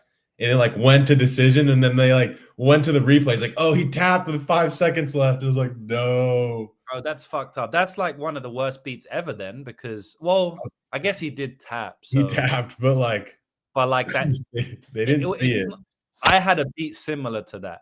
I think my one's probably worse though, because it was I don't know, because he got beat the fuck out of Yoel Romero versus Alex Polizzi, and I had goes to decision at like plus 300 or something. Oh, shit. But it went to decision. So basically, the fight ended, right? Like the fight ended, and then the ref stopped the fight after it ended, and then they called it. Go on to Topology now. They called it a KO at 5 minutes, but it wasn't. It was at 5 minutes and 10 seconds. He called the fight after the fight ended, bro. Yeah, like he landed right on the bell. Yeah, but like he was wobbling around. yeah, and he's like, "Oh, he's out when he called." No, the fight's already over. What do you mean? The fight was over, and he didn't get dropped though, bro. He didn't get dropped. Yeah, like he just like looked super fucked up and like was wobbling. Yeah. And I guess like he just wanted to be like, yeah, I'm gonna give him credit and give him the knockout. Like that's not how it works, bro. Nah, that was fucked, bro. But you know, MMA better, man. Shit happens. You know what's crazy? I was looking into that Klidson Abreu versus Bogatov fight that happened today. He snapped his leg. Yeah, I was looking at that fight and I was like, oh, you know, maybe like Klidson could be a better, like, because he was like plus 300, bro. But anyway, I couldn't be bothered to take it. But like, I watched one fight and I was like, fuck, bro, I'm not in the mood. Like, I was just traveling like 16 hours. I'm not doing this, bro. Because if I tape it now, I'm gonna force something because my mind's not in the right space. You know, you have to be in the right mental space to tape fights. And but if I would have bet on him, I would have won via some bullshit leg break, you know. So MMA betting's just crazy. Yeah, I'm surprised you're even taping ACA after this travel day. That's respect. Yeah, I don't know, bro. I was just sitting at home, was bored, bro, and I was like, "Fuck, I might as well just watch one of these fights, bro." So I just do something. Yeah, literally. But that's what I mean. I was half-hearted, bro, because as soon as I turned it on, I'm like, "No, I'm not doing this shit, bro." And then I turned it off, but. Who knows? Maybe I would have faded Abreu. I don't fucking know, bro. Like, he's a bum, isn't it? Yeah. Yeah, this is an interesting one. Speaking of crazy European regional scenes, we got KSW vet Robert Ruchala. KSW is always so fucking weird, bro. Like, you know how they have the logos on their body? Boys, if you've not taped KSW before, they basically get sponsored, right? And they have to put the sponsors' logos on their own body. So they tattoo it on, temporary tattoo. But anyway, he's taking on William Gomis. Robert Ruchala was actually a champion over there, featherweight champion. I don't know how, because I don't think he's very good. But yeah, I don't know, man. This is an interesting fight. Like, I've actually bet on Ruchala before, so I know him. Yeah, that's what it is, bro. It's not a real tattoo, bro. That would be crazy. Some of they got like 5 on their body. You can't even read it. Like, why would you pay for that? Like, it's so small. Well, you feel like everyone, you can only get signed to KSW if you have crazy body tats. They have like 50 random. It looks so ugly, but like, hey, I'd do it for, temporary tattoo. Like, that's a good way to get paid. I don't know if I would do that, bro. I feel like a bitch, bro. So getting someone branded on me. But anyway, bro, gotta make money in it. But yeah, yeah, I've bet on Ruchala fight before. I bet on Parnasse to finish him. I bet that under 4.5 rounds or something. Honestly, that was one of the weirdest finishes ever. Ruchala's just been involved in weird finishes in general, bro. His finish against Lomi Eskiju was fucked up, bro. Like, that was one of the craziest finishes ever, where he's basically elbowing him, and then Eskiju, however you say his name, Eskiju looks at the referee to basically say, like, come on, like, stand us up. And then the referee is like, okay, then I'm going to stop the fight instead. I don't even know how to explain it. That's how fucking weird it was. I don't know if you watched that one, but that was weird. But basically, bro, Eskiju was, in my opinion, up on the scorecards. He was kind of beating him up, bro. Yeah, like early he was fucking him up. Yeah, I reckon he was up on the scorecards, and then it was some random fake finish. Like, I will say, Ruchala's pretty good when he gets on top. You know, like, he's pretty solid. He's pretty strong. But he's got shit wrestling. Like, I've seen him shoot against and Parnasse is legit fighter, bro. Like, Parnasse is KSW double champ, beat Ruchala for the belt, featherweight, already claimed the featherweight belt before, went up and claimed the lightweight belt, and then also went up to welterweight to become triple champion, and then he got beat. That's the only fight he got. I think that's the only fighter he lost to in KSW. I think he lost to one other fighter, but then he beat him after. So basically not a loss. So he's a legit fighter, but I mean, it looked like he didn't belong in there, like Ruchala basically just got beat up for 4 rounds. I will say, people say that William Gomis is like a weasel, he just squeaks out split decisions, but I feel like Ruchala's kind of a weasel as well, bro. Like, he kind of like, he gets hurt and he instantly grapples or he runs away and he might be able to get some cage control to like get still the round, but like he's never really putting much stamps on it unless he can get you flat back. If he gets on top of William Gomis, I think he could probably fuck him up, bro. Like, 'cause I don't think William Gomis has nothing from his guard or anything like that. So, yeah, man. I think William Gomis is a level above here. Obviously, on the feet, he's way better. It seems like a Gomis decision. You know what? You know what it seems like to me? It seems like Gomis wins 2 out of 3 easy, and then Ruchala takes him down in round 3 and fucks him up on the ground. And William Gomis minus 300 betters are like, nah, it was like, I don't know. That's kind of how I see the fight going. I think Ruchala is going to like cleanly lose, but then get like a lucky takedown and win a round. So yeah, this is a pass fight for me. I'm pretty confident it goes to a decision. So maybe the over or something like that. William Gomis is not that dangerous on the feet, but Ruchala, did you see that Parnasse finish where he kicked him in the stomach on the ground? Yeah, and he quit? That was fucking brutal. That was a weird finish though, bro. Like, I don't know. That was fucked. It looked like he was just like drawing dead in that fight. Like he had no success. He was just on his back foot getting fucked up. And then I don't think Parnasse even expected that to be over. He just like soccer kicked him in the gut and he just reacted weird and then the ref stopped it. Yeah, like it didn't even seem like it obviously was like a hard kick, like it's a soccer kick, but I don't know, it didn't seem that hard. Like I don't know. It definitely didn't seem like it would finish someone, you know what I mean? No, I get what you're saying. But that's my prediction on the fight anyway, boys. I reckon Gomis decision, bro. 29-28 minus EV. What do you reckon?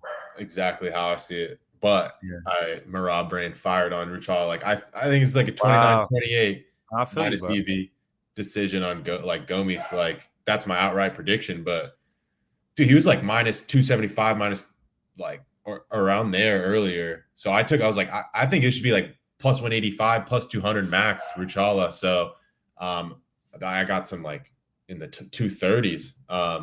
I don't think it's gonna look terrible. Like Gomis doesn't really like wash anyone out. He's not like super dangerous. He's been to 4 split decisions. I do agree with you. Like he's not like some weasel. Like I know he gets like hate. Like he's like a weasel. He's solid fighter, bro. He's good. Like he's definitely more athletic than Ruchala. He's got good footwork. But he is like thin margins a lot of fights because he's not gonna like, he's not finishing guys.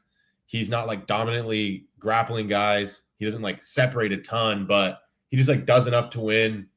And if you're just like doing enough to win and you're not super dangerous, I don't think you can be like minus 275, 250 against like anybody like decent. Like I think Ruchala is decent. He's well-rounded. And I feel like he, just like Gomis, he's going to, dance around. Like he's usually on his back foot, kicking, like avoiding exchanges. So I feel like not a ton is going to happen on the feet. And his wrestling's not great. But if he somehow gets on top, I feel like he could like clearly steal the round.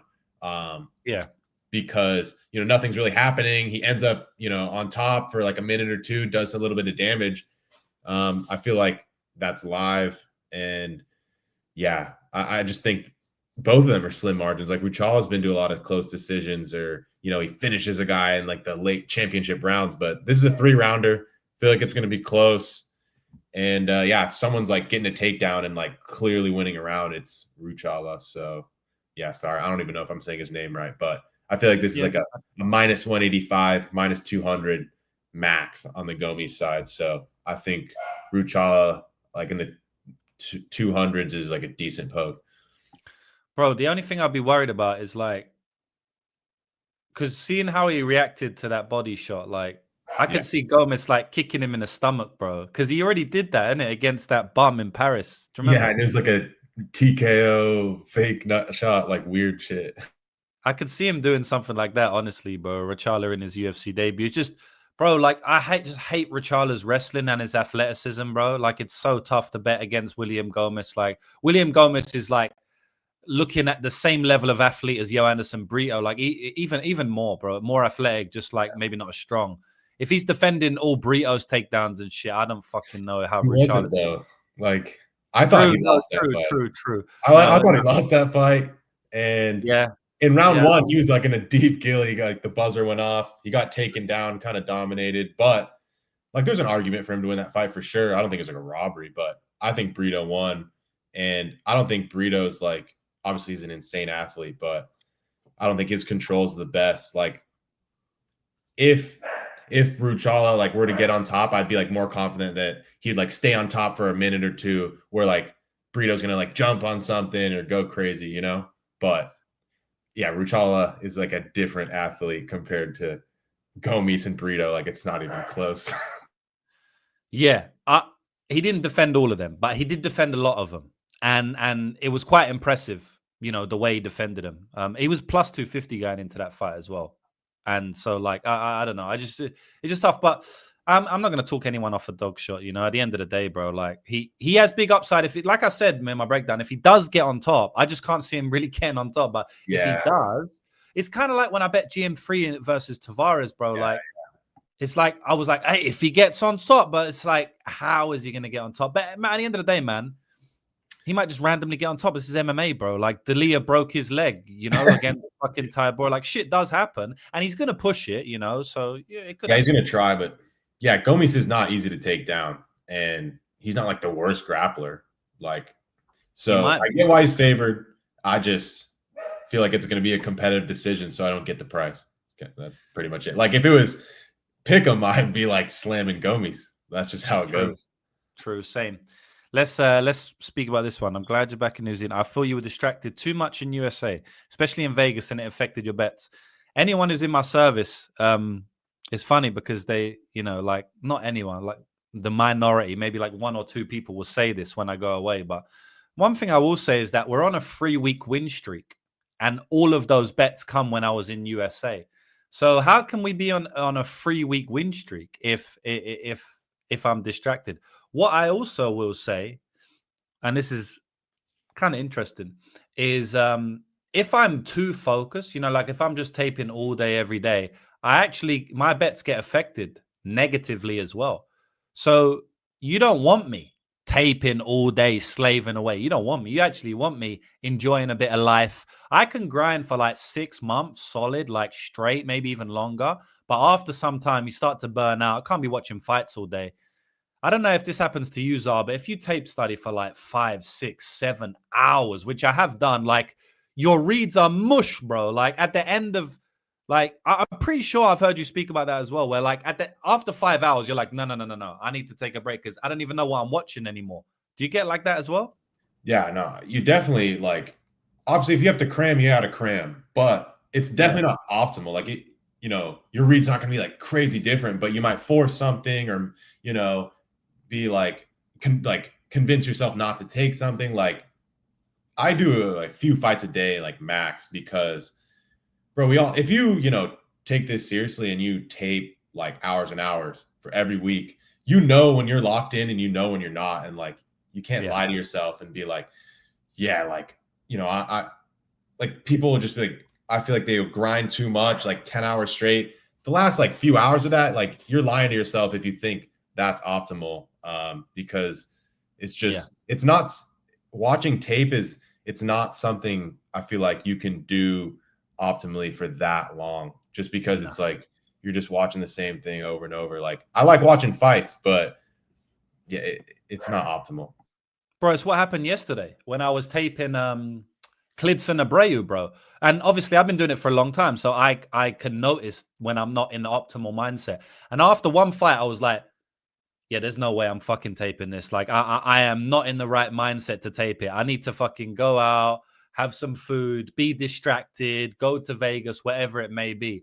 But, you know, the flip side of it, there is some truth to it. Like, obviously, you need to be focused and locked in. But, bro, you need, like Retso says, you get brain dead if you're just doing that day in, day out, man. You need some chill time. You need to go party with Carlos Prates. You know what I'm saying? You need to You need to meet Chris Duncan. You need to go to the UFC PI. You need these things for a healthy life.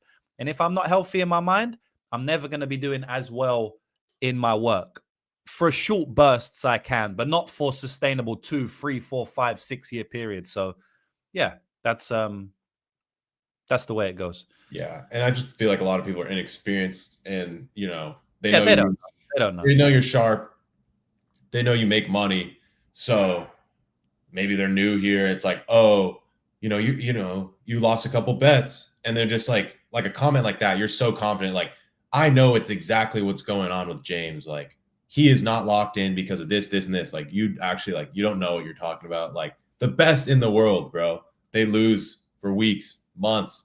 But if you look at their record, bro, like they win for a reason. Like this isn't something you can win every week. You can't even win every month. So get that in your head. Like pro people who do it full time can't even win every month, not even every week. So when you're talking that confident, like you know what's going on, like that just shows your inexperience. And sorry, I'm not coming at people. I'm just being real. No, it does. It does. If you speak like in absolutes like that about somebody else as well that you don't know, like, because you don't know me, like, obviously it just shows you got no idea what you're talking about. But there is some truth to that point, But anyway, like 99% of the people do understand if they're in my group. But there is people like, you was with Carlos Prates. That's why we lost on that card or whatever, even though we won on that card. But you know how it goes. But anyway, boys, there's always going to be people who have opinions. You can't really do anything about it. But that's my one or my experience. So we got Rhys McKee taking on Axel Sola. This is a good fight, man. I think we disagree on this one, which is going to be good to have some disagreement. So I actually like Rhys McKee here. Bro, I've seen I don't think I've ever seen Axel Sola have like a clean fight. Like I don't think I've seen it. I think every single fight he's getting cracked, getting wobbled a bit. Maybe that Korean zombie guy, like he kind of cleanly beat him, I guess. But like even some of those rounds were a little bit touch and go. I think he's a good fighter, Axel Sola, bro. Like obviously the guy's a grinder, right? Like that's his whole thing. He needs to kind of grind you out, take you down, wear on you, show that he's got good cardio, great will to win, never stops moving. But bro, like he gets hit badly with a lot of different strikes. Like I've seen him hit with elbows in the clinch, heavy elbows, by the way, rocked. I've seen him hit with knees to the body. Rhys McKee does both of those pretty well. I've seen him hit with straight hands. I've seen him hit in the pocket and also at range. I've seen him wobbled with leg kicks and stuff. So it's like I've seen him hit with so many different strikes. And I think the diverse skill set of Rhys McKee, like the diverse toolbox, is probably going to be trouble for Sola, man. Like I'm pretty sure if Sola wins this fight, it has to be a blood and guts war where it's like almost fight of the night. Unless he can just take Rhys McKee down and lay on top of him for 15, I just don't think it's going to happen, bro. Whereas I could definitely see Rhys McKee just come and just dropping him multiple times like he did against Frunze and just like running through him almost. I just feel like Axel Sola has to have his best performance of his career to win this fight. And that's on his UFC debut against the best guy he's ever fought. So, that's how obviously you're going to see the fight different, which is interested. I'm interested to hear.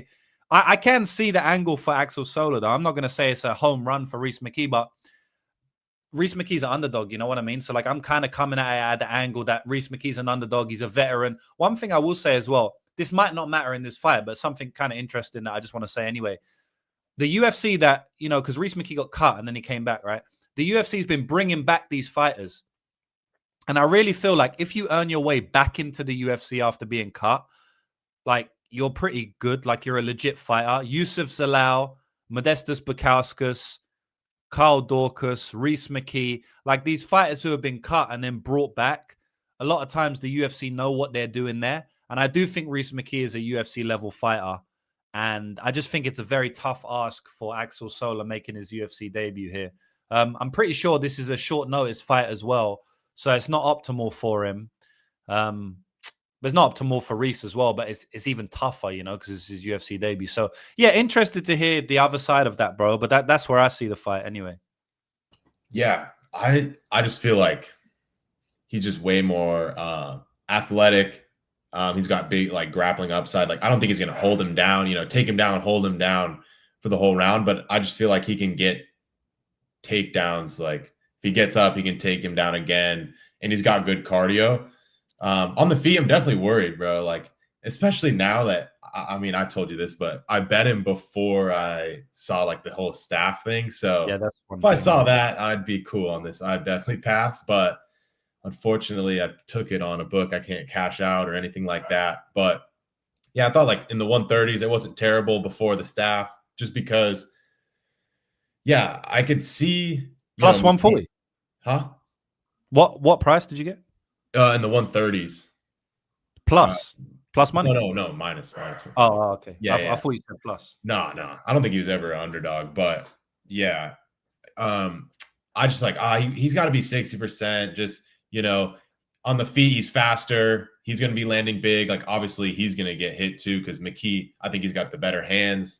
He's just way more experienced, way calmer on the feet. So I could see McKee, pressuring him, landing big. But, Sola has decent footwork. He's fast, decent jab. I feel like, he can land big too. And then I feel like if someone's dominating the grappling, it's him.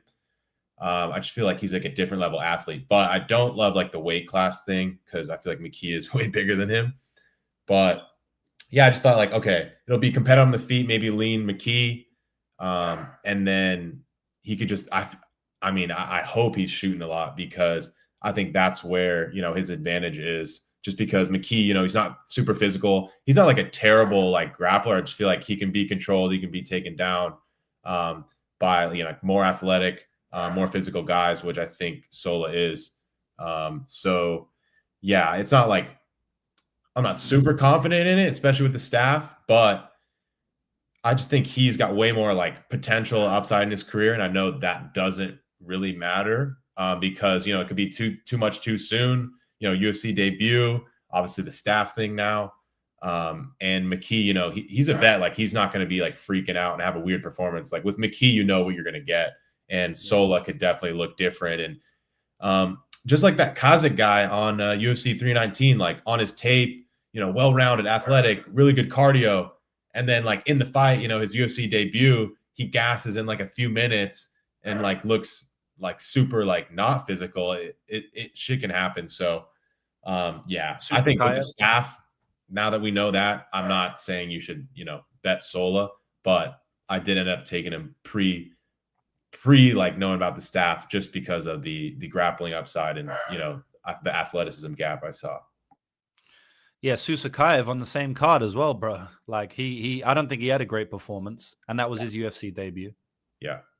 I think he that was like different. I think he was just like way too cocky, bro. Like that was weird. But it's just UFC debut, just in general, It's like happens all the time. But at the end of the day, it's not like I won't never, but like I bet in Ante Delija, you know what I mean? Yeah, like you said, though, it's different. Like he's PFL, like he's a vet. But it can happen both ways. Like we saw, on that same card, like Susakayev came in like way too cocky, and he probably got cracked. And was like, oh, like this guy's for real, and I started, freaking out. And then you could tell with like the Kazakh guy, like he was super nervous, like from the jump. So it could be both ways. Like he'd be way too nervous, way too cocky. The UFC debut is just like a motherfucker, bro. So yeah, I definitely get the dog shot on McKee, bro, especially with the staff and all that shit. Yeah, and like Axel takes everybody down, right? I don't think I've watched a fight where he didn't take his opponent down. Like even in some fights, he's mainly striking, he still gets 1 or 2 takedowns. So I don't expect Rhys to stop everything, but bro, Rhys has been in there with like massive people like Chidi Njokwani, bro, and Ange Lusa, who's like super physical even for welterweight. So I don't really know if the physicality is gonna be the same up at fucking welterweight for for Axel Sola. I think the weight class could be a big thing. And like Axel, it's not like he's a welterweight. Like I'm pretty sure Axel's gonna have this fight. He's into the UFC. He's a short notice fight, upper weight class. Next fight, he's gonna fight a lightweight. Yeah, so for sure. It's not like he's moving up and making his like claim in the welterweight division. But yeah, I think it could be like a war, to be honest. I think either Rhys blows him out or it's going to be a war. So I'm kind of excited for it, to be honest. Yeah, I feel like it's gonna be a good fight. Like I don't think there's like a very high chance it's boring. Like I know Sola can, be on the back foot and kind of avoid exchanges, but I think McKee is gonna like force it, bro. Sola will bang though, bro. Like from what I've seen of him, he fucking swings back when people like I've seen him dropped multiple times and he just swings back, bro. Like he's not a pussy at all. He's not a bitch, bro. And No, neither is that's Rhys. what I like about him. Like he's got good heart, good cardio, like shoots every round. And bro, we were talking about it. Like Imavov's brother had him dead. And like in round one, like he fell over like he was out. And he ended up gritting out that decision like over 5 rounds. So I like to see that out of a prospect, like see him get tested. But it could look way different than he does on tape in a UFC debut, in Paris. So it's definitely a tough one. Yeah, and boys, stop arguing in the chat, man. We're all friends here, bro. What the fuck is going on? Is this your pick for draw? I don't know what that means, my brother. Maybe wait, who's arguing? I don't know, bro. Some people arguing in the chat. We're all mates here. Come on. Yo, anyone think that Rhys got a chin? I know Rhys has got a chin. Are you Rhys crazy, has got a crazy chin, bro. He's got a crazy chin. He just takes insane punishment, bro. Yeah, like I think finishing upside for sure on McKee. It's like finishing upside McKee, experience, and then grappling upside Sola. Yeah. Good fight, bro. No, good fight. Good fight. I do like McKee a little bit here. Do you think McKee what's McKee finish, bro? Because I kind of feel like he might finish him, bro. If he doesn't, I think he's gonna really hurt him like a lot. The doesn't goes plus 115, so 300. That's not bad. Like that's all right. That's all right. Yeah, but they was giving us that, hurt, bro. Like he has to like grapple to bail himself out. Like he survives, but McKee, he's better than the guys who've hurt him. So it's not going to work out every single time. But yeah, he's not going to he's not going to stop coming as well. He's going to fucking keep coming for like 15 minutes. Yeah, and like just because Sola has like good cardio and he can take him down, like McKee's he's not going to like sit on his back for like a whole round. Like he's going to make him work, get back up, and yeah, I think it's going to be a war. So especially with the staff, I'm definitely like I wish I didn't have any money on it, but that's just like how it goes. So yeah, it is what it is, bro. I don't know. Like, you could, it's a bit risky to hedge. Like you could hedge with McKee finish or something. But the one thing I will say though is like, I think Sola's like grappling jiu-jitsu is a little bit of a wild card. Like you're saying you don't think I agree. I don't think McKee's just gonna get held down, but I don't think it's impossible, bro, that like Sola's just way better than him in jiu-jitsu and he keeps him on like because I feel like it's weird. People have gotten up from the bottom of Sola. I think Sola's terrible at taking the back. I think like he just can't do it. Mistakes like he makes a lot of mistakes, but especially taking the back and like riding that body lock. Because if he's like in half guard or top control, he's very good and very strong there. So I think maybe he could keep McKee on the ground there. But if McKee gets back to like, maybe if McKee turns to his knees or gets his hand on the mat, then I think he can get up easily. So I don't know. It's a bit of a wild card there for me. Sola might turn out to be really good from top position and just keep him down a bit. Yeah. But yeah, I don't know. Like he's had some fights where, he doesn't look great and then he takes over late and like breaks him. I don't think he's breaking McKee, but I could definitely see it like, it was a war and then it slows down a little bit. He sits in half guard. So I think only one guy, has like upside to like sit in half guard and for like multiple minutes. So yeah, that's why I took him. But yeah, it's tough. It's tough, especially with the staff. Yeah, fuck it, bro. Stick to your read. Like just to be clear, I do like Rhys like quite a bit. Like this is a decently confident play for me. Not confident in the outcome, but like confident that I have like a lot of value. So it's good, bro. We don't disagree a lot. Obviously, the staff's like an asterisk, so it's not even like a proper disagreement because you bet him before the staff infection. So I do want to acknowledge that. But it is good to have some disagreement anyway because we agree mostly. Yeah, no, and I feel like people like whine that we agree too much, so it's like good. And I'm not saying I would like bet McKee, if with like knowing about the staff, like I still have the read that I had where I think like he's faster, more athletic, grappling upside. It's just with the staff, bro, you don't know what's gonna happen. So it's true. Yeah, sometimes they can come in. The thing is, like first of all, it's not 100% staff, right? Like it's a photo that we saw. We don't know. It looked like it, but we don't know. Unlike the weigh-ins, like he had some shit going on, bro. Like I didn't even see the weigh-ins. I just saw that initial Instagram photo. I don't know. There's a chance it's a bruise, but like looked pretty weird to me, and I'm scared. Especially with money on it, you know. Yeah, so Mason Jones versus Bolaji Oki. Yeah, so I know people on both sides here. I'm on the Mason Jones side. A lot of people put their money on black. I'm putting my money on white this week. I mean, these guys couldn't be more opposite. Oh, I guess Bolaji Oki, you know, has kind of like similar hairstyle as Mason Jones. He's got the blonde hair going on like Mason, the fake blonde hair though. But yeah, I honestly think this is a very good matchup. You know, I think both fighters are pretty decent, you know, pretty decent UFC level fighters.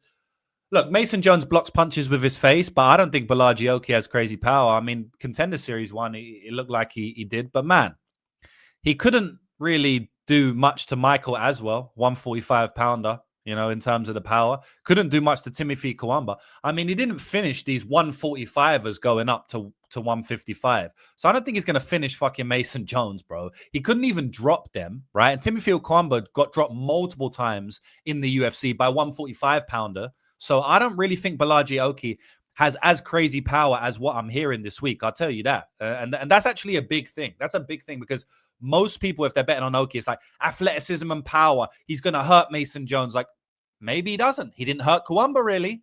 He didn't really hurt as well. So maybe he doesn't, right? So if he doesn't, Mason Jones, in my opinion, is got a massively diverse skill set. Like Mason Jones can win this fight with his kicks, can win this fight with his punches, can win this fight with his kicks to the body, kicks to the leg, kicks to the head, elbows, can win this fight via grappling, takedowns, jiu-jitsu, submission, knockout, maybe not knockout, I don't know, maybe submission, and decision. Like, I think that Mason Jones can win this fight so many different ways. I think Bolaji Oki is going to need to have a 15-minute war, 29-28. You know, I don't think he's going to finish Mason Jones. I really don't, you know. So if he doesn't, it's going to be close. I mean, Mason Jones is way more proven as well. And this is another guy, who the UFC cut and now they're bringing back. I really think that these guys are good fighters and they deserve to be in the UFC. Like I said, Yusuf Zalal, Rhys McKee, Mason Jones. I don't know why they're all Cage Warriors veterans, but you know, all of these guys, Modestas Bukauskus, who else? Like, whatever. These guys that they're bringing back, I think there's a reason that they're bringing them back. I really do. And Mason Jones had bad fight IQ. Sometimes he's retarded, like he did against Jeremy Stevens. The only reason he didn't grapple, he said it after the fight, is because he wanted a 50K fight of the night bonus. But then he ended up grappling in round 3 and everyone booed him. So then he didn't get performance of the night or fight of the night anyway. If he would have, bro, that's so dumb. He literally said the reason he didn't grapple was because he wanted fight of the night. But he did end up grappling in round 3 anyway, which stopped him getting fight of the night because everyone just remembered round 3 because it's the last round, which is dumb. But yeah, man, I like Mason Jones here. I think his pressure's too much. I think his diverse skill set's too much. Timothy Kawamba took Bolaji Oki down in round 2, and Bolaji Oki was able to get back to his feet. But the only reason he did is athleticism and power. I really believe that. If you see Timothy Kawamba, he just looks small. He looked tiny. He looked weak. And I think Mason Jones, if he gets to those positions, he's wrist riding him. He's ground like he did to Onama, bro. And honestly, Onama and Oki are very similar, in my opinion. I know Onama's a 145-pounder, but I just feel like this is kind of a similar matchup. And Mason Jones has fought these similar physical guys before. But you know who hasn't fought anyone like Mason Jones before? Bolaji Oki. He's never fought anybody like this. And this is a real 155er who's going to push a crazy pace, who's been there many times. Yeah, I just like Mason Jones in this spot, man. Look, it's not a home run because it's Mason Jones. He might just fight suboptimally. He's probably going to get cracked a couple of times. But yeah, man, that's my take. What about you? Yeah, similar to you. I feel like if he didn't get that knockout on Contender Series over, you know, that I think he was like a glory guy. Yeah. Like this whole like crazy power thing would be like not be a thing. Like you said, like I know Timmy Kawamba has a way different style than Mason Jones. Yeah. You know, he's kind of like, you know, dancing around, a lot of footwork, you know, not trying to really get in exchanges. And Mason Jones is going to be in your face, you know, taking risks. But like Kawamba is like a 145. I don't even think he's like a big 145er or physical for 145. And, you know, obviously, you know, it's tough. He made that fight really close. There's an argument for him to win. Obviously, I lean Oki. But he took him down, like clearly won round 2. In my opinion, even though he didn't do a bunch on top, like like he was just trying to control Oki because obviously Oki's more physical than him, but he was still able to get him down. And he's not really a grappler. He's not really physical. Like Jones has a solid grappler, way more physical than Kawamba. So, dude, yeah, I have to have Jones as the favorite just because, yeah, he gets hit, but dude, he hasn't been finished.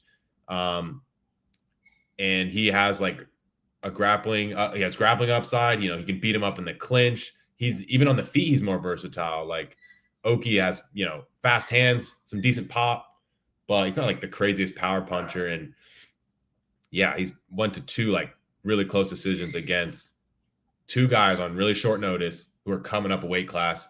And I know Duncan's really good, but the only time he fought someone in his weight class, full camp, you know, he got finished. I know he was looking all right there, but yeah, like this is like the first time where he's getting someone, you know, closer to his level, full camp, you know, in his weight class, who's like well-rounded and a vet. So I definitely think it's a tough ask for Oki.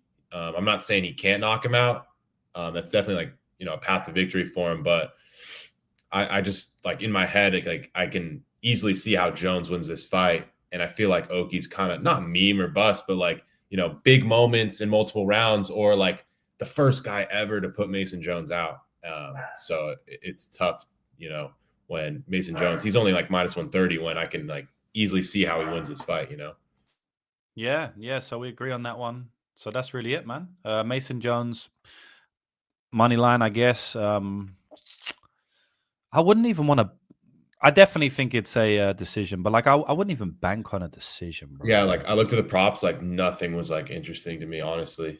Like I lean Mason Jones like pretty clearly, but it could be a finish, it could be a submission, it could be like a TKO, like yeah.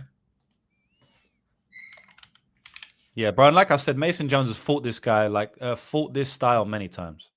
Not many times, but a couple of times he's fought this style. Ludovic Klein didn't look good. Onama did look good. Mike Davis. Mike Davis is fucking bro. Like his resume is so much better, bro. Like that was a close fight against Mike Davis. You know, Mike Davis in his prime at that point in time, he was so much better than Oki, bro. Like so much better. That was a good fucking performance, bro. He has like hits harder, like can grapple. Like I'm not saying Oki can't grapple, but like the skills of Mike Davis and Oki, especially back then, is like not that close. Like Mike Davis is just physical, bro. Like that's all he really like. I mean, Oki's just physical. I don't think he's good at jiu-jitsu at all, you know. I think he's just physical. Like Duncan's got a good gilly, but I mean, I don't know, bro. Like just got subbed in a couple minutes. Like that's not ideal, bro.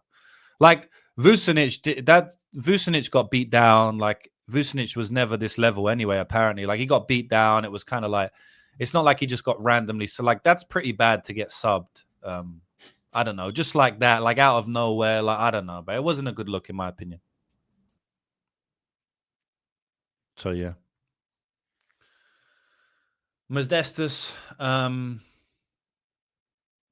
Yeah, I don't have a strong take on this one, guys. Like I said, I think Modestas is a lot better than he used to be. I think he deserves to be here. I think the UFC know what they're doing by bringing him back. I think they made a correct decision. Yeah, other guy. Yeah, Modestas is out there training with Ante Delija as well, by the way, guys. Training with Tom Aspinall. Training with, mainly Tom Aspinall and Ante Delija. And I know that, like, from that camp, I know Modestas does pretty well in the sparring against Tom, which is saying something.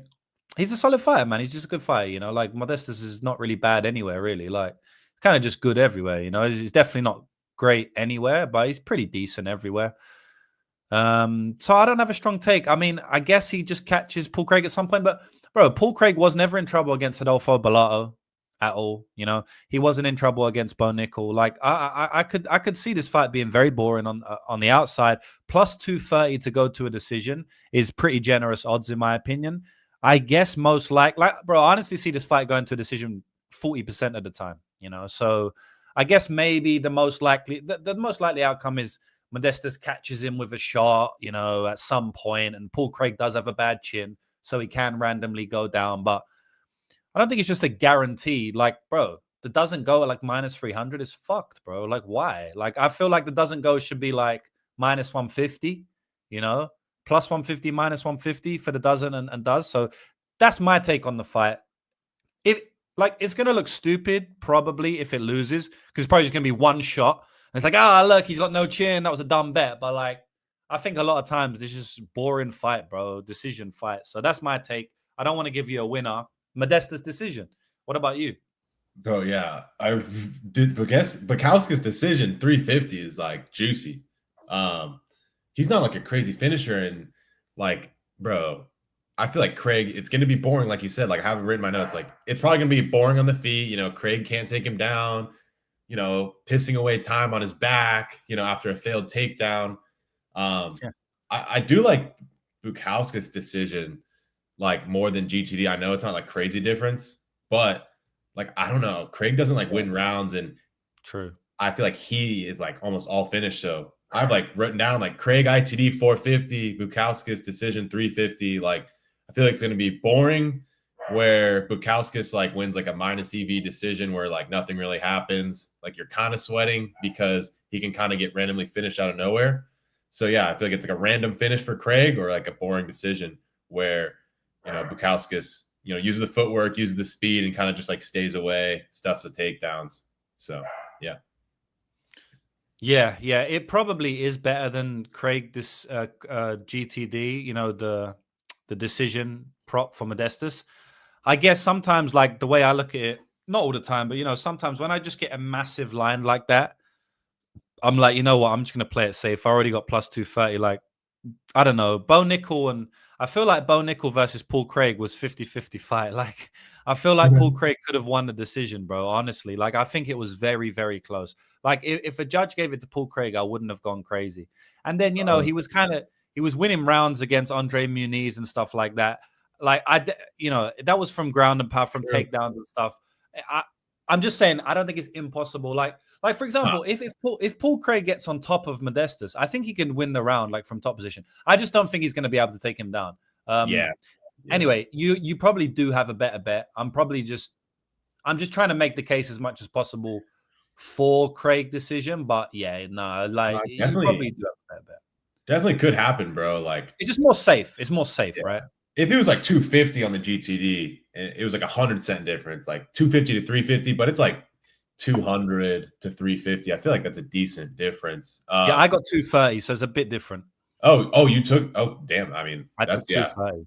That's better. That's like way different than 200. That's like, you know, a 1/3 chance to like 30% chance that they're saying. So I know that doesn't sound like a lot, but that's definitely a big difference. Yeah, like Bukauskus. The thing with Bukauskus is like, I feel like he loses by finish too. So that's why I wrote down his decision prop over the GTD. But yeah, not 230. Like, I definitely don't hate that at all. Like you said, I feel like it should be like minus 150, minus 175. You know, bro. Even the Borralho, like, that's round one. Yeah, that, like, it's not like comparable fight, because Borralho, you know, Modestas is way more slick on the feet. He's like in and out. He's way more slick on the feet. But I felt like Paul Craig showed improved striking in that fight. Like, Paul Craig wasn't like what's it called? Paul Craig wasn't just like completely outmatched on the feet.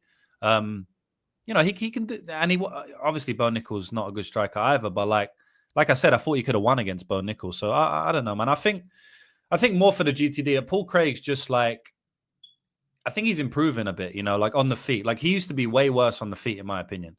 I think he knows his style way better now. Like, he's kind of smart. He's still got his chin up in the air, but I just feel like he's getting better on the feet. You know, like he throws his couple shots. You know, he'll throw his like knee in close. He'll try and take you down. If he doesn't take you down, he'll kind of run away again. Like, he's not good at it, but he kind of knows how to point fire into his game a little bit better now. Like, back in the day, he just used to be full retard, bro. Just jumping on his back, like, literally can't get anything going at all. He's definitely improved on the feet, in my opinion. You can clearly see that against Borralho and against Bo Nickel. You can clearly see that, bro, from like 5 years ago. But yeah, I mean, that's really it. Like, other than Kaue at 185, where I don't think Craig ever should have been at like 185, just, you know, he's big. Like, yeah, he is. Borralho's not like a giant puncher. I get that. But like, other than that, like at 205, like, who's not like it's Walker, Menafield, like Roundtree, like these are some scary guys who win by knockout. Like Bukauskus, he's a solid striker, better striker than Craig, but he's not super dangerous. So yeah, like the Borralho fight honestly kind of made me want to bet like Craig ITD because it's like he looked okay there. Like I know his reaction time, it's always going to be bad and his chin's going to be up in the air, but he looked like he had a plan there. He's like, I'll throw my kicks, I'll mix in the takedowns. Like even if I don't get it, I'm gonna keep shooting. Like that kind of made me want to bet like ITD where, he's going to try to, get to his spots. And bro, like Modestas is not like a minus 350 type of guy. Like I'll just be straight up. Like I think I'm gonna bet ITD 450 Craig, maybe Bukauskus decision. Yeah. Like I genuinely feel like he's getting better, Paul Craig, but he's just not very good though. Anyway, Yeah. So it's like, yeah, but he's just not good though. So it's like he might never ever prove that he's got better, But I don't know how you can watch the Bo Nickel and Rodolfo Borralho fight and say like he's not improving with his fight IQ, with his game plan, like you said, and not just his game plan, but the way he puts together his game plan. Like, yeah, I think it's very clear, But anyway. Doesn't mean he's going to win. I don't think he's going to win. Yeah, I know, bro. That's me. Sorry, man. I've been away for a while, so a lot of shit went wrong in my house since I've been away for so long, including the smoke detector. But I'll sort it out, bro. Yeah. You bet other guy decision. He sucks, but less than Blueface. Okay. Not the rapper Paul Craig you're talking about. Versus Bo Nickel, it didn't look like he was trying at all. He could have won that. Yeah, but see, that's why I think he's got better because he's not fighting retarded as much as retarded anymore, bro. He's a little bit more measured. He's a little bit calculated. He's trying to use his length. He's trying to use his size. He's trying to use his kicks. It's one of those ones where Bo Nickel probably would have slumped him if he fought like Paul Craig back in the day. Or maybe he would have fucking subbed him. Like maybe he raises his chances of winning by fighting a bit more retarded because scrambles can initiate, maybe. But I definitely think he's improving his fight IQ a little bit, at least in not getting finished. That's why I like the GTD. Yeah. Like you're saying, like maybe it doesn't raise his chances of winning, but for the GTD and like for not getting knocked out, he is getting better. Definitely. That being said, if someone put a gun to my head, I'd probably have to just take Modestas KO. Yeah, like outright prediction, the most likely outcome is Bukauskus KO, and that's how betting works. Yeah, not by a lot, but gun to my head, that's what I see. Yeah, and I think so. I get in my head is like, maybe 55, 45, 60, 40 of Bukauskus' win is going to be a knockout. Like I definitely lean knockout, but the books are like, he's knocking him out. Like, yeah, guaranteed. I don't see that. I don't think it's that obvious. No, I mean, outside of Rafael Sequeira, like what has he done, bro? And like, I don't know, like he took Prashnik around 3, had to sub him. Like Prashnik was like shitty as fuck. Yeah. That was kind of like a war. But yeah, Benoit Saint Denis versus Mauricio Ruffy. This is a great fight. This is a very good fight. I think Ruffy's too clean for him, bro. I think Ruffy's too slick for him. I think he's too good on the feet. I think Benoit Saint Denis is too open. I think in every single one of Benoit Saint Denis fights, he either gets battered to a fucking pulp or he gets touched on his chin a couple of times. And you don't want to be doing that against Mauricio Ruffy, man, because that guy is a sniper. I think he hits fucking hard and he's fast and he's accurate and he's just too slick, bro. Like Benoit Saint Denis eats punches with his face. And you just don't want to do that against someone like Ruffy. You know what I mean? Like, okay. So he went to a decision with Lontop, but bro, he beat the fuck out of Lontop, bro. Like he beat the fuck out of him. I'm pretty sure that if he lands those shots on Benoit Saint Denis gets knocked out. That's my opinion. Bro, Lontop, bro, he was welterweight for that. He weighed welterweight. Like, I swear he weighed a welterweight. He did, didn't it? 171 or something. Didn't he come in at 171? No, yeah, he was like came in fat. Like he was eating nukes. I think he came in as a welterweight, bro. I think it was a catchweight. Like, am I buzzing out, bro? It was a catchweight. I think it was like a short notice where he was a replacement. But he missed weight for a catchweight. It was chill that it was a catchweight, and I think he missed at the catchweight or some shit. I think it was like 160 and he hit 165 or 165 and he hit 170 or something crazy like that. Like, honestly, I feel like if he doesn't have as much like extra weight on him, he probably gets knocked out himself. And he's just a tough motherfucker anyway. So is BSD, but bro, I've seen him knocked out. I've seen him hurt. He should have been knocked out against Zaleski. He was knocked out against Poirier. He was doctor stoppage against Moicano. Miranda did rock him. Like, that's a lot of fucking fights, you know? Look, if Ruffy don't get him out of there, BSD could fuck him up later. Like, he definitely could.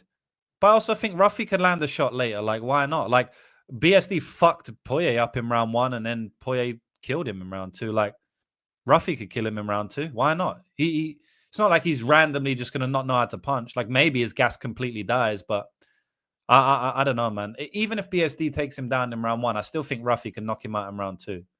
So, yeah, that's just how I see the fight playing out. Like, what's the line now? Because the line came down crazy, bro. Dude, it's like 155. What's KO, though? Did that adjust? Nah, it didn't really. It's still like even. Surely somewhere it must have adjusted. FanDuel, I saw like +1 something, like 120. Yeah, 120 is the best. Like, obviously, Bet Online is going to be shit, but. Bro, at that point, I don't even know if I'd might have to just take the money line. That is a bit different, but yeah. But yeah, that's my take on the fight anyway. What do you think, bro?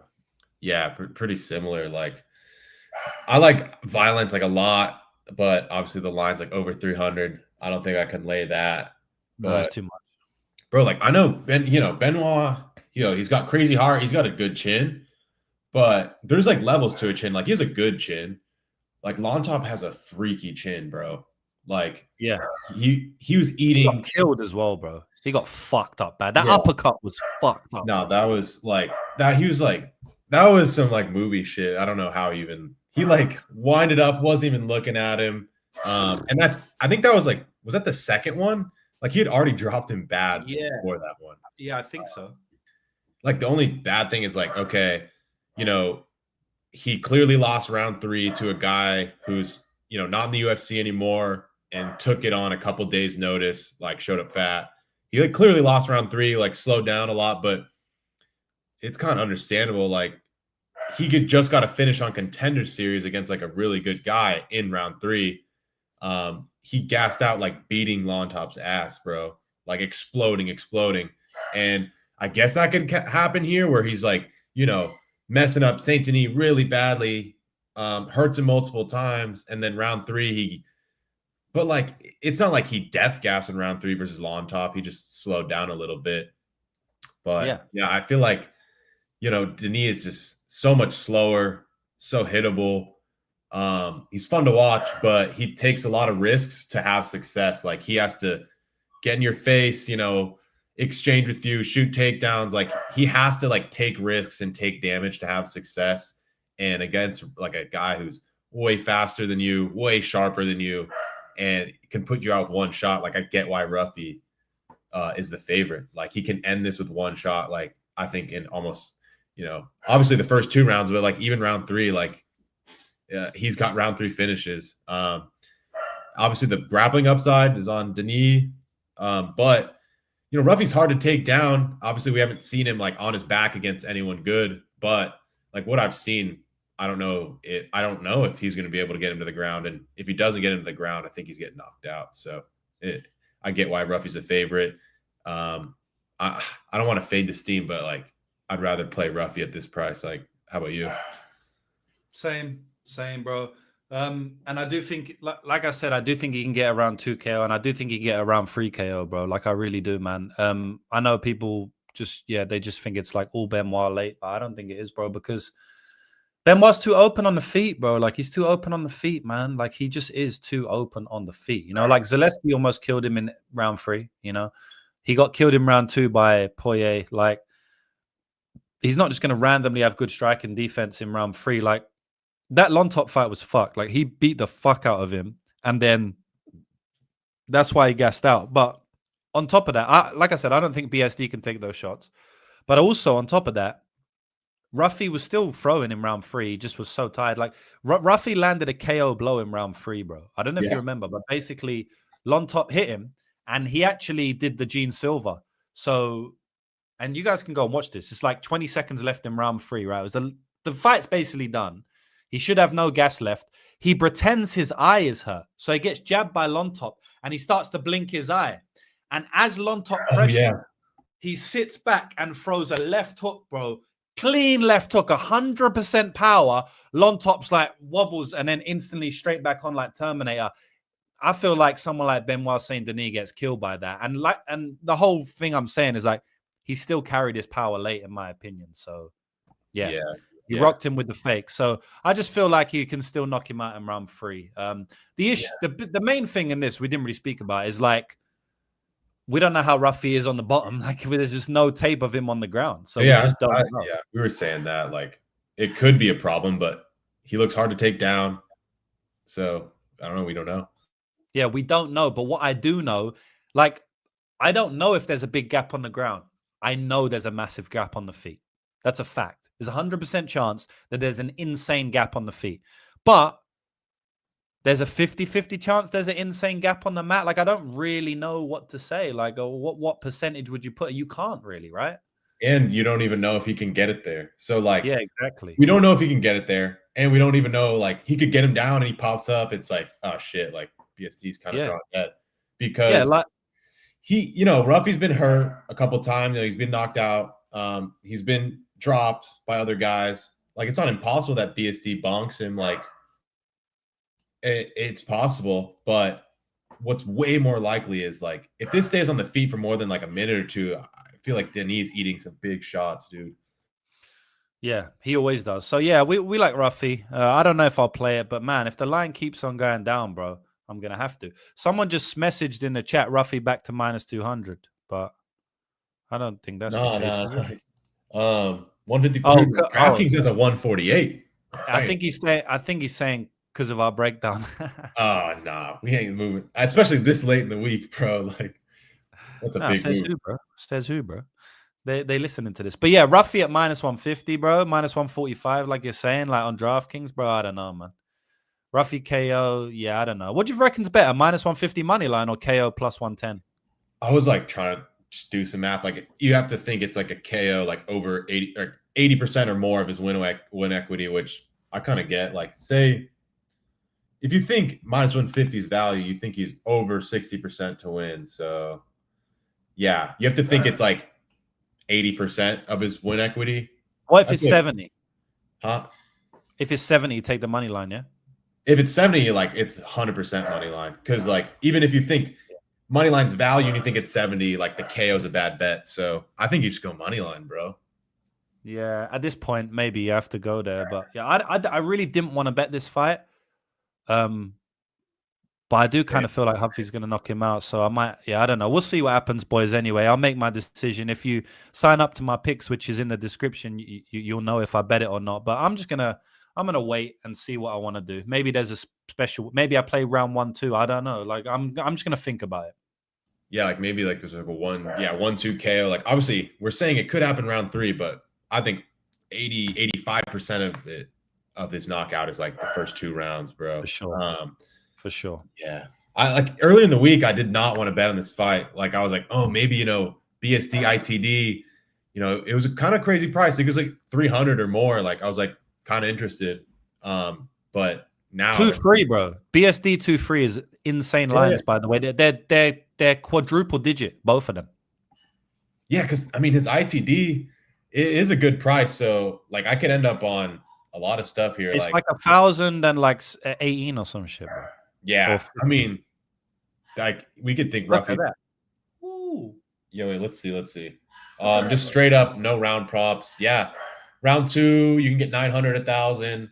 Round 3 you can get 1,200, 1,500 FanDuel. That's not bad. Like I might write that down too. Fuck. Yeah, they're pretty fucking good, man. I mean, it'd be kind of crazy if it goes decision. Like, I think it could, but yeah. The lines are good. The lines are good. Yeah, like I was hoping for something in the 200s, and I'd be like, I'd sack up and lay that doesn't go, but it's like 325. So Same, yeah. I'm not playing that, bro. All right. Now we got the main event, boys. This is another fight where, like, I've flip-flopped on. So initially I was thinking Borralho was going to win, but and this is kind of this is why, like, doing early breakdowns are kind of annoying. In my big video I did earlier in the week, I picked Borralho, and maybe I'll stick with him now, but I definitely lean in more to the Imavov side now, just thinking about him more, watching a bit more tape. The main thing for me is just Kaue Borralho's wrestling sucks, bro. It's like pretty fucking shit. In fact, Borralho's the grappler in this matchup, but I think Nassourdine Imavov can out-wrestle Kaue Borralho, bro. I think that Imavov is a better wrestler than Borralho. That's what I truly believe. I think that Borralho is a way better grappler than Imavov, way better jiu-jitsu, but I think he's a worse wrestler. And so I don't think he's going to be able to get takedowns like that. If he doesn't get takedowns, how the fuck is the fight going to look? Like, it's probably going to be a very close fight. Imavov has the power upside, the optic upside. Borralho's not going to fucking drop Imavov heavy like he did against Jared Cannonier to win him the round after it was 2-2 going into round 5. That's not going to happen. And I hear a lot of talk this week about, Borralho and Imavov, they both fought Cannonier, but, Imavov got a lucky stoppage or whatever it is. But they were two completely different fights. Cannonier wanted nothing on the feet with Imavov. He tried to grapple him up against the cage. Yeah, he landed some shots in boxing, but he did not want to strike with Imavov. With Borralho, he only wanted to strike, right? Which is, by the way, is smart. You don't want to grapple with Borralho. He's going to twist you up, right? But it's two completely different fights. Let's not just act like, let's be real, boys. Like, there were two completely different fights. You can't really judge them, right? I mean, Borralho's face was beaten to a bloody pulp. Imavov didn't have a scratch on him, So if you want to say Borralho, Imavov got a lucky stoppage, well, Borralho got beat the fuck up in points as well, on the feet. Jared Cannonier didn't do nothing to Imavov on the feet, basically. He won some of these rounds by clinching and pressure and stuff, and there's so much I could go in with this fight. There's so much I could go in. Like, Borralho could grapple him up against the cage. That's a path to victory here. We've seen Imavov held up against the cage multiple times. Maybe Borralho can do that. He's a smart guy. I definitely expect him to do that. I just can't project him throughout 25 minutes to get multiple takedowns. And if he doesn't do that, then, like, it's going to be a very close fight and maybe even lean Imavov here. So, boys, I'm passing on this fight. I'm going to give you a GTD instead of over 4.5 rounds. Goes to a decision. In my opinion, that's way better. I just don't really love a money line in this one because I can see the fight going either way. I'm sorry. I can't give you a solid prediction. I just don't really have it in this one. It's a great fight, though. Zar, what about you? Yeah, pretty similar. It's just tough because I don't know if, like, Borralho's, going to force the grappling or, if he's going to shoot a couple takedowns, not really get him, then it's just going to be, like, pure striking. If he, like, is forcing it, clinching, shooting, like, he doesn't care if he fails takedowns and he's just clinching a lot, I could see, him winning that way, honestly, like winning a boring, like, where it's competitive on the feet, but he has a decent amount of control time. I could also see him, like, shooting once or twice, nothing really going on, and then Imavov, like, clearly wins a striking decision. It's just, I don't have a good read on how it's going to go. I think Imavov's, like, faster, more dangerous on the feet. Borralho's better grappler, but like you said, the wrestling's pretty close, if not leaning Imavov. Like, he's grappled dudes before too. So yeah, I like the over. I played that pretty big. Over 4.5. And then I think Imavov decision plus 275. That's not bad either. I feel like that should be, like, at the low 200s.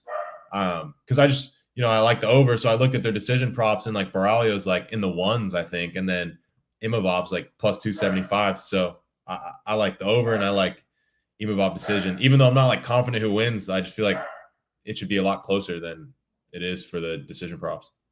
Both guys are super well-rounded and durable. So, yeah. I just noticed, I'm looking at the lines. I just noticed that Harry Hardwick is plus 175. That's a big move. I saw him at, like, plus 130. Do you think there's any value? No, value on that? That happened today, and I was, like, asking, like, around, like, if anyone has a strong opinion, because it's tough. Like, I feel like he has a decent style against, like, the idea of his style versus the style of Kaue. gonna tape that one. After we get, I'm gonna tape that one. Yeah, let me know what you think because I will. I feel like it's a big, danger athleticism advantage for Fernandes. And Short like, notice. yeah, short notice, up a weight class. Harry doesn't like defend leg kicks the best, and he can get cracked. So Is it up a weight class? Yeah, I think he's a featherweight. Oh, that's kind of fucked. Yeah. Okay. Oh well. All right. No, I just noticed it. I didn't think it was that big, so I just thought I'd mention it.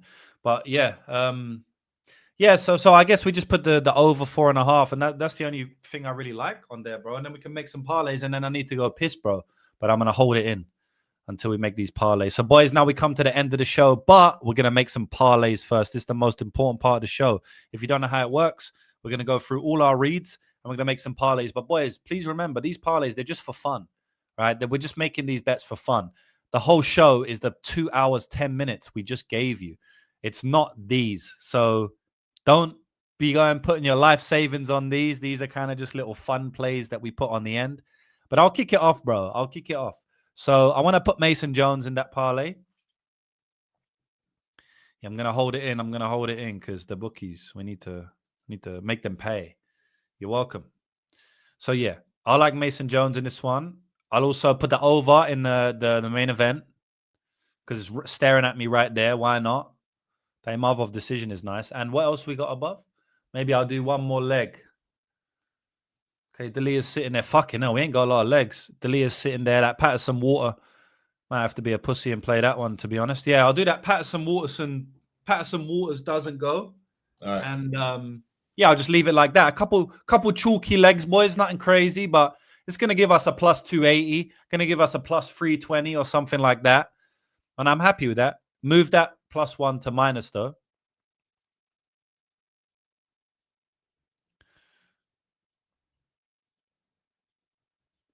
Now we'll see what the odds are for this one, boys. Let's go. Yeah, a little lock for the boys. Nothing crazy. Plus 282, just like I said, boys. A plus 280. Look at that. Don't even need the odds calculator. I know it already. So I'm just going to go with that one. Sorry if I took some of the legs, bro, but That's how it goes. I think I like this is one of my most confident plays. I'm gonna use this one too. Jeez. Let's see. Maybe we'll go Ante Delija. Let's go.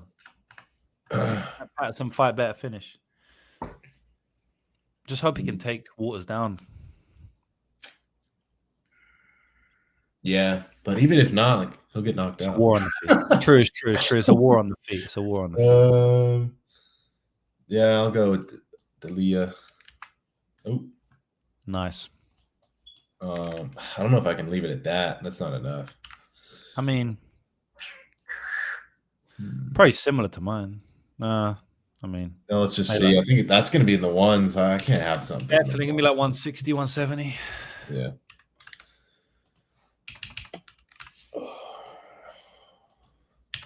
Yeah, no, I can't leave it at that. Let's go. Damn, should I go Ruffy? See, finish? Or you think he might not? I don't trust him, bro. I don't trust him. He's a bum, innit? He could sell. The earlier price on the finish, I don't hate, but I have it around 60%. So, like, it's tough. Let me go. Oh, there's not that many options, though. No. There might be something we didn't put. I don't know. Yeah. Should I go this? Nah. No, don't. That's a bit big. Let's go Ruffy. Fuck it. Pussy week. It's a pussy week, but No, should I spice it up and? No, we both have like the same. Do 150. No, 150. 150. You didn't do 150. You wrote 250. 250. Oh, okay. No, that's gonna be better. Bad. All right, that's not terrible. That's all right, bro. Yeah, we're good. We're good, bro. It's not my favorite card. No, I'm good with that. And we like the similar spots, and we don't want to use the same shit. But these are legs we like.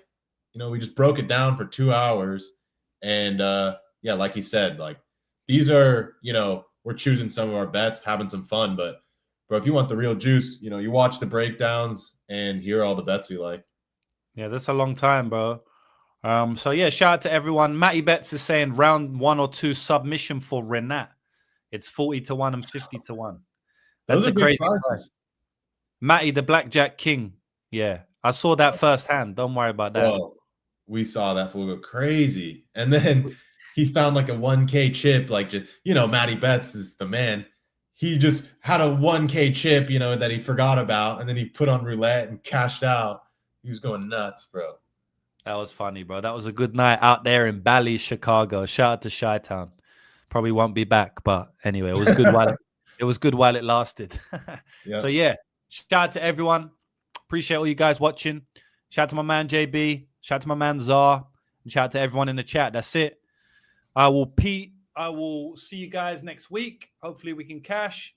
And that's it, man. Zar, you got anything to say to the people before we kick off? I'm glad it's a earlier card. There's college football, UFC. Tomorrow's going to be a good day. All right, let's go. Peace out, boys. Peace. Let's get it.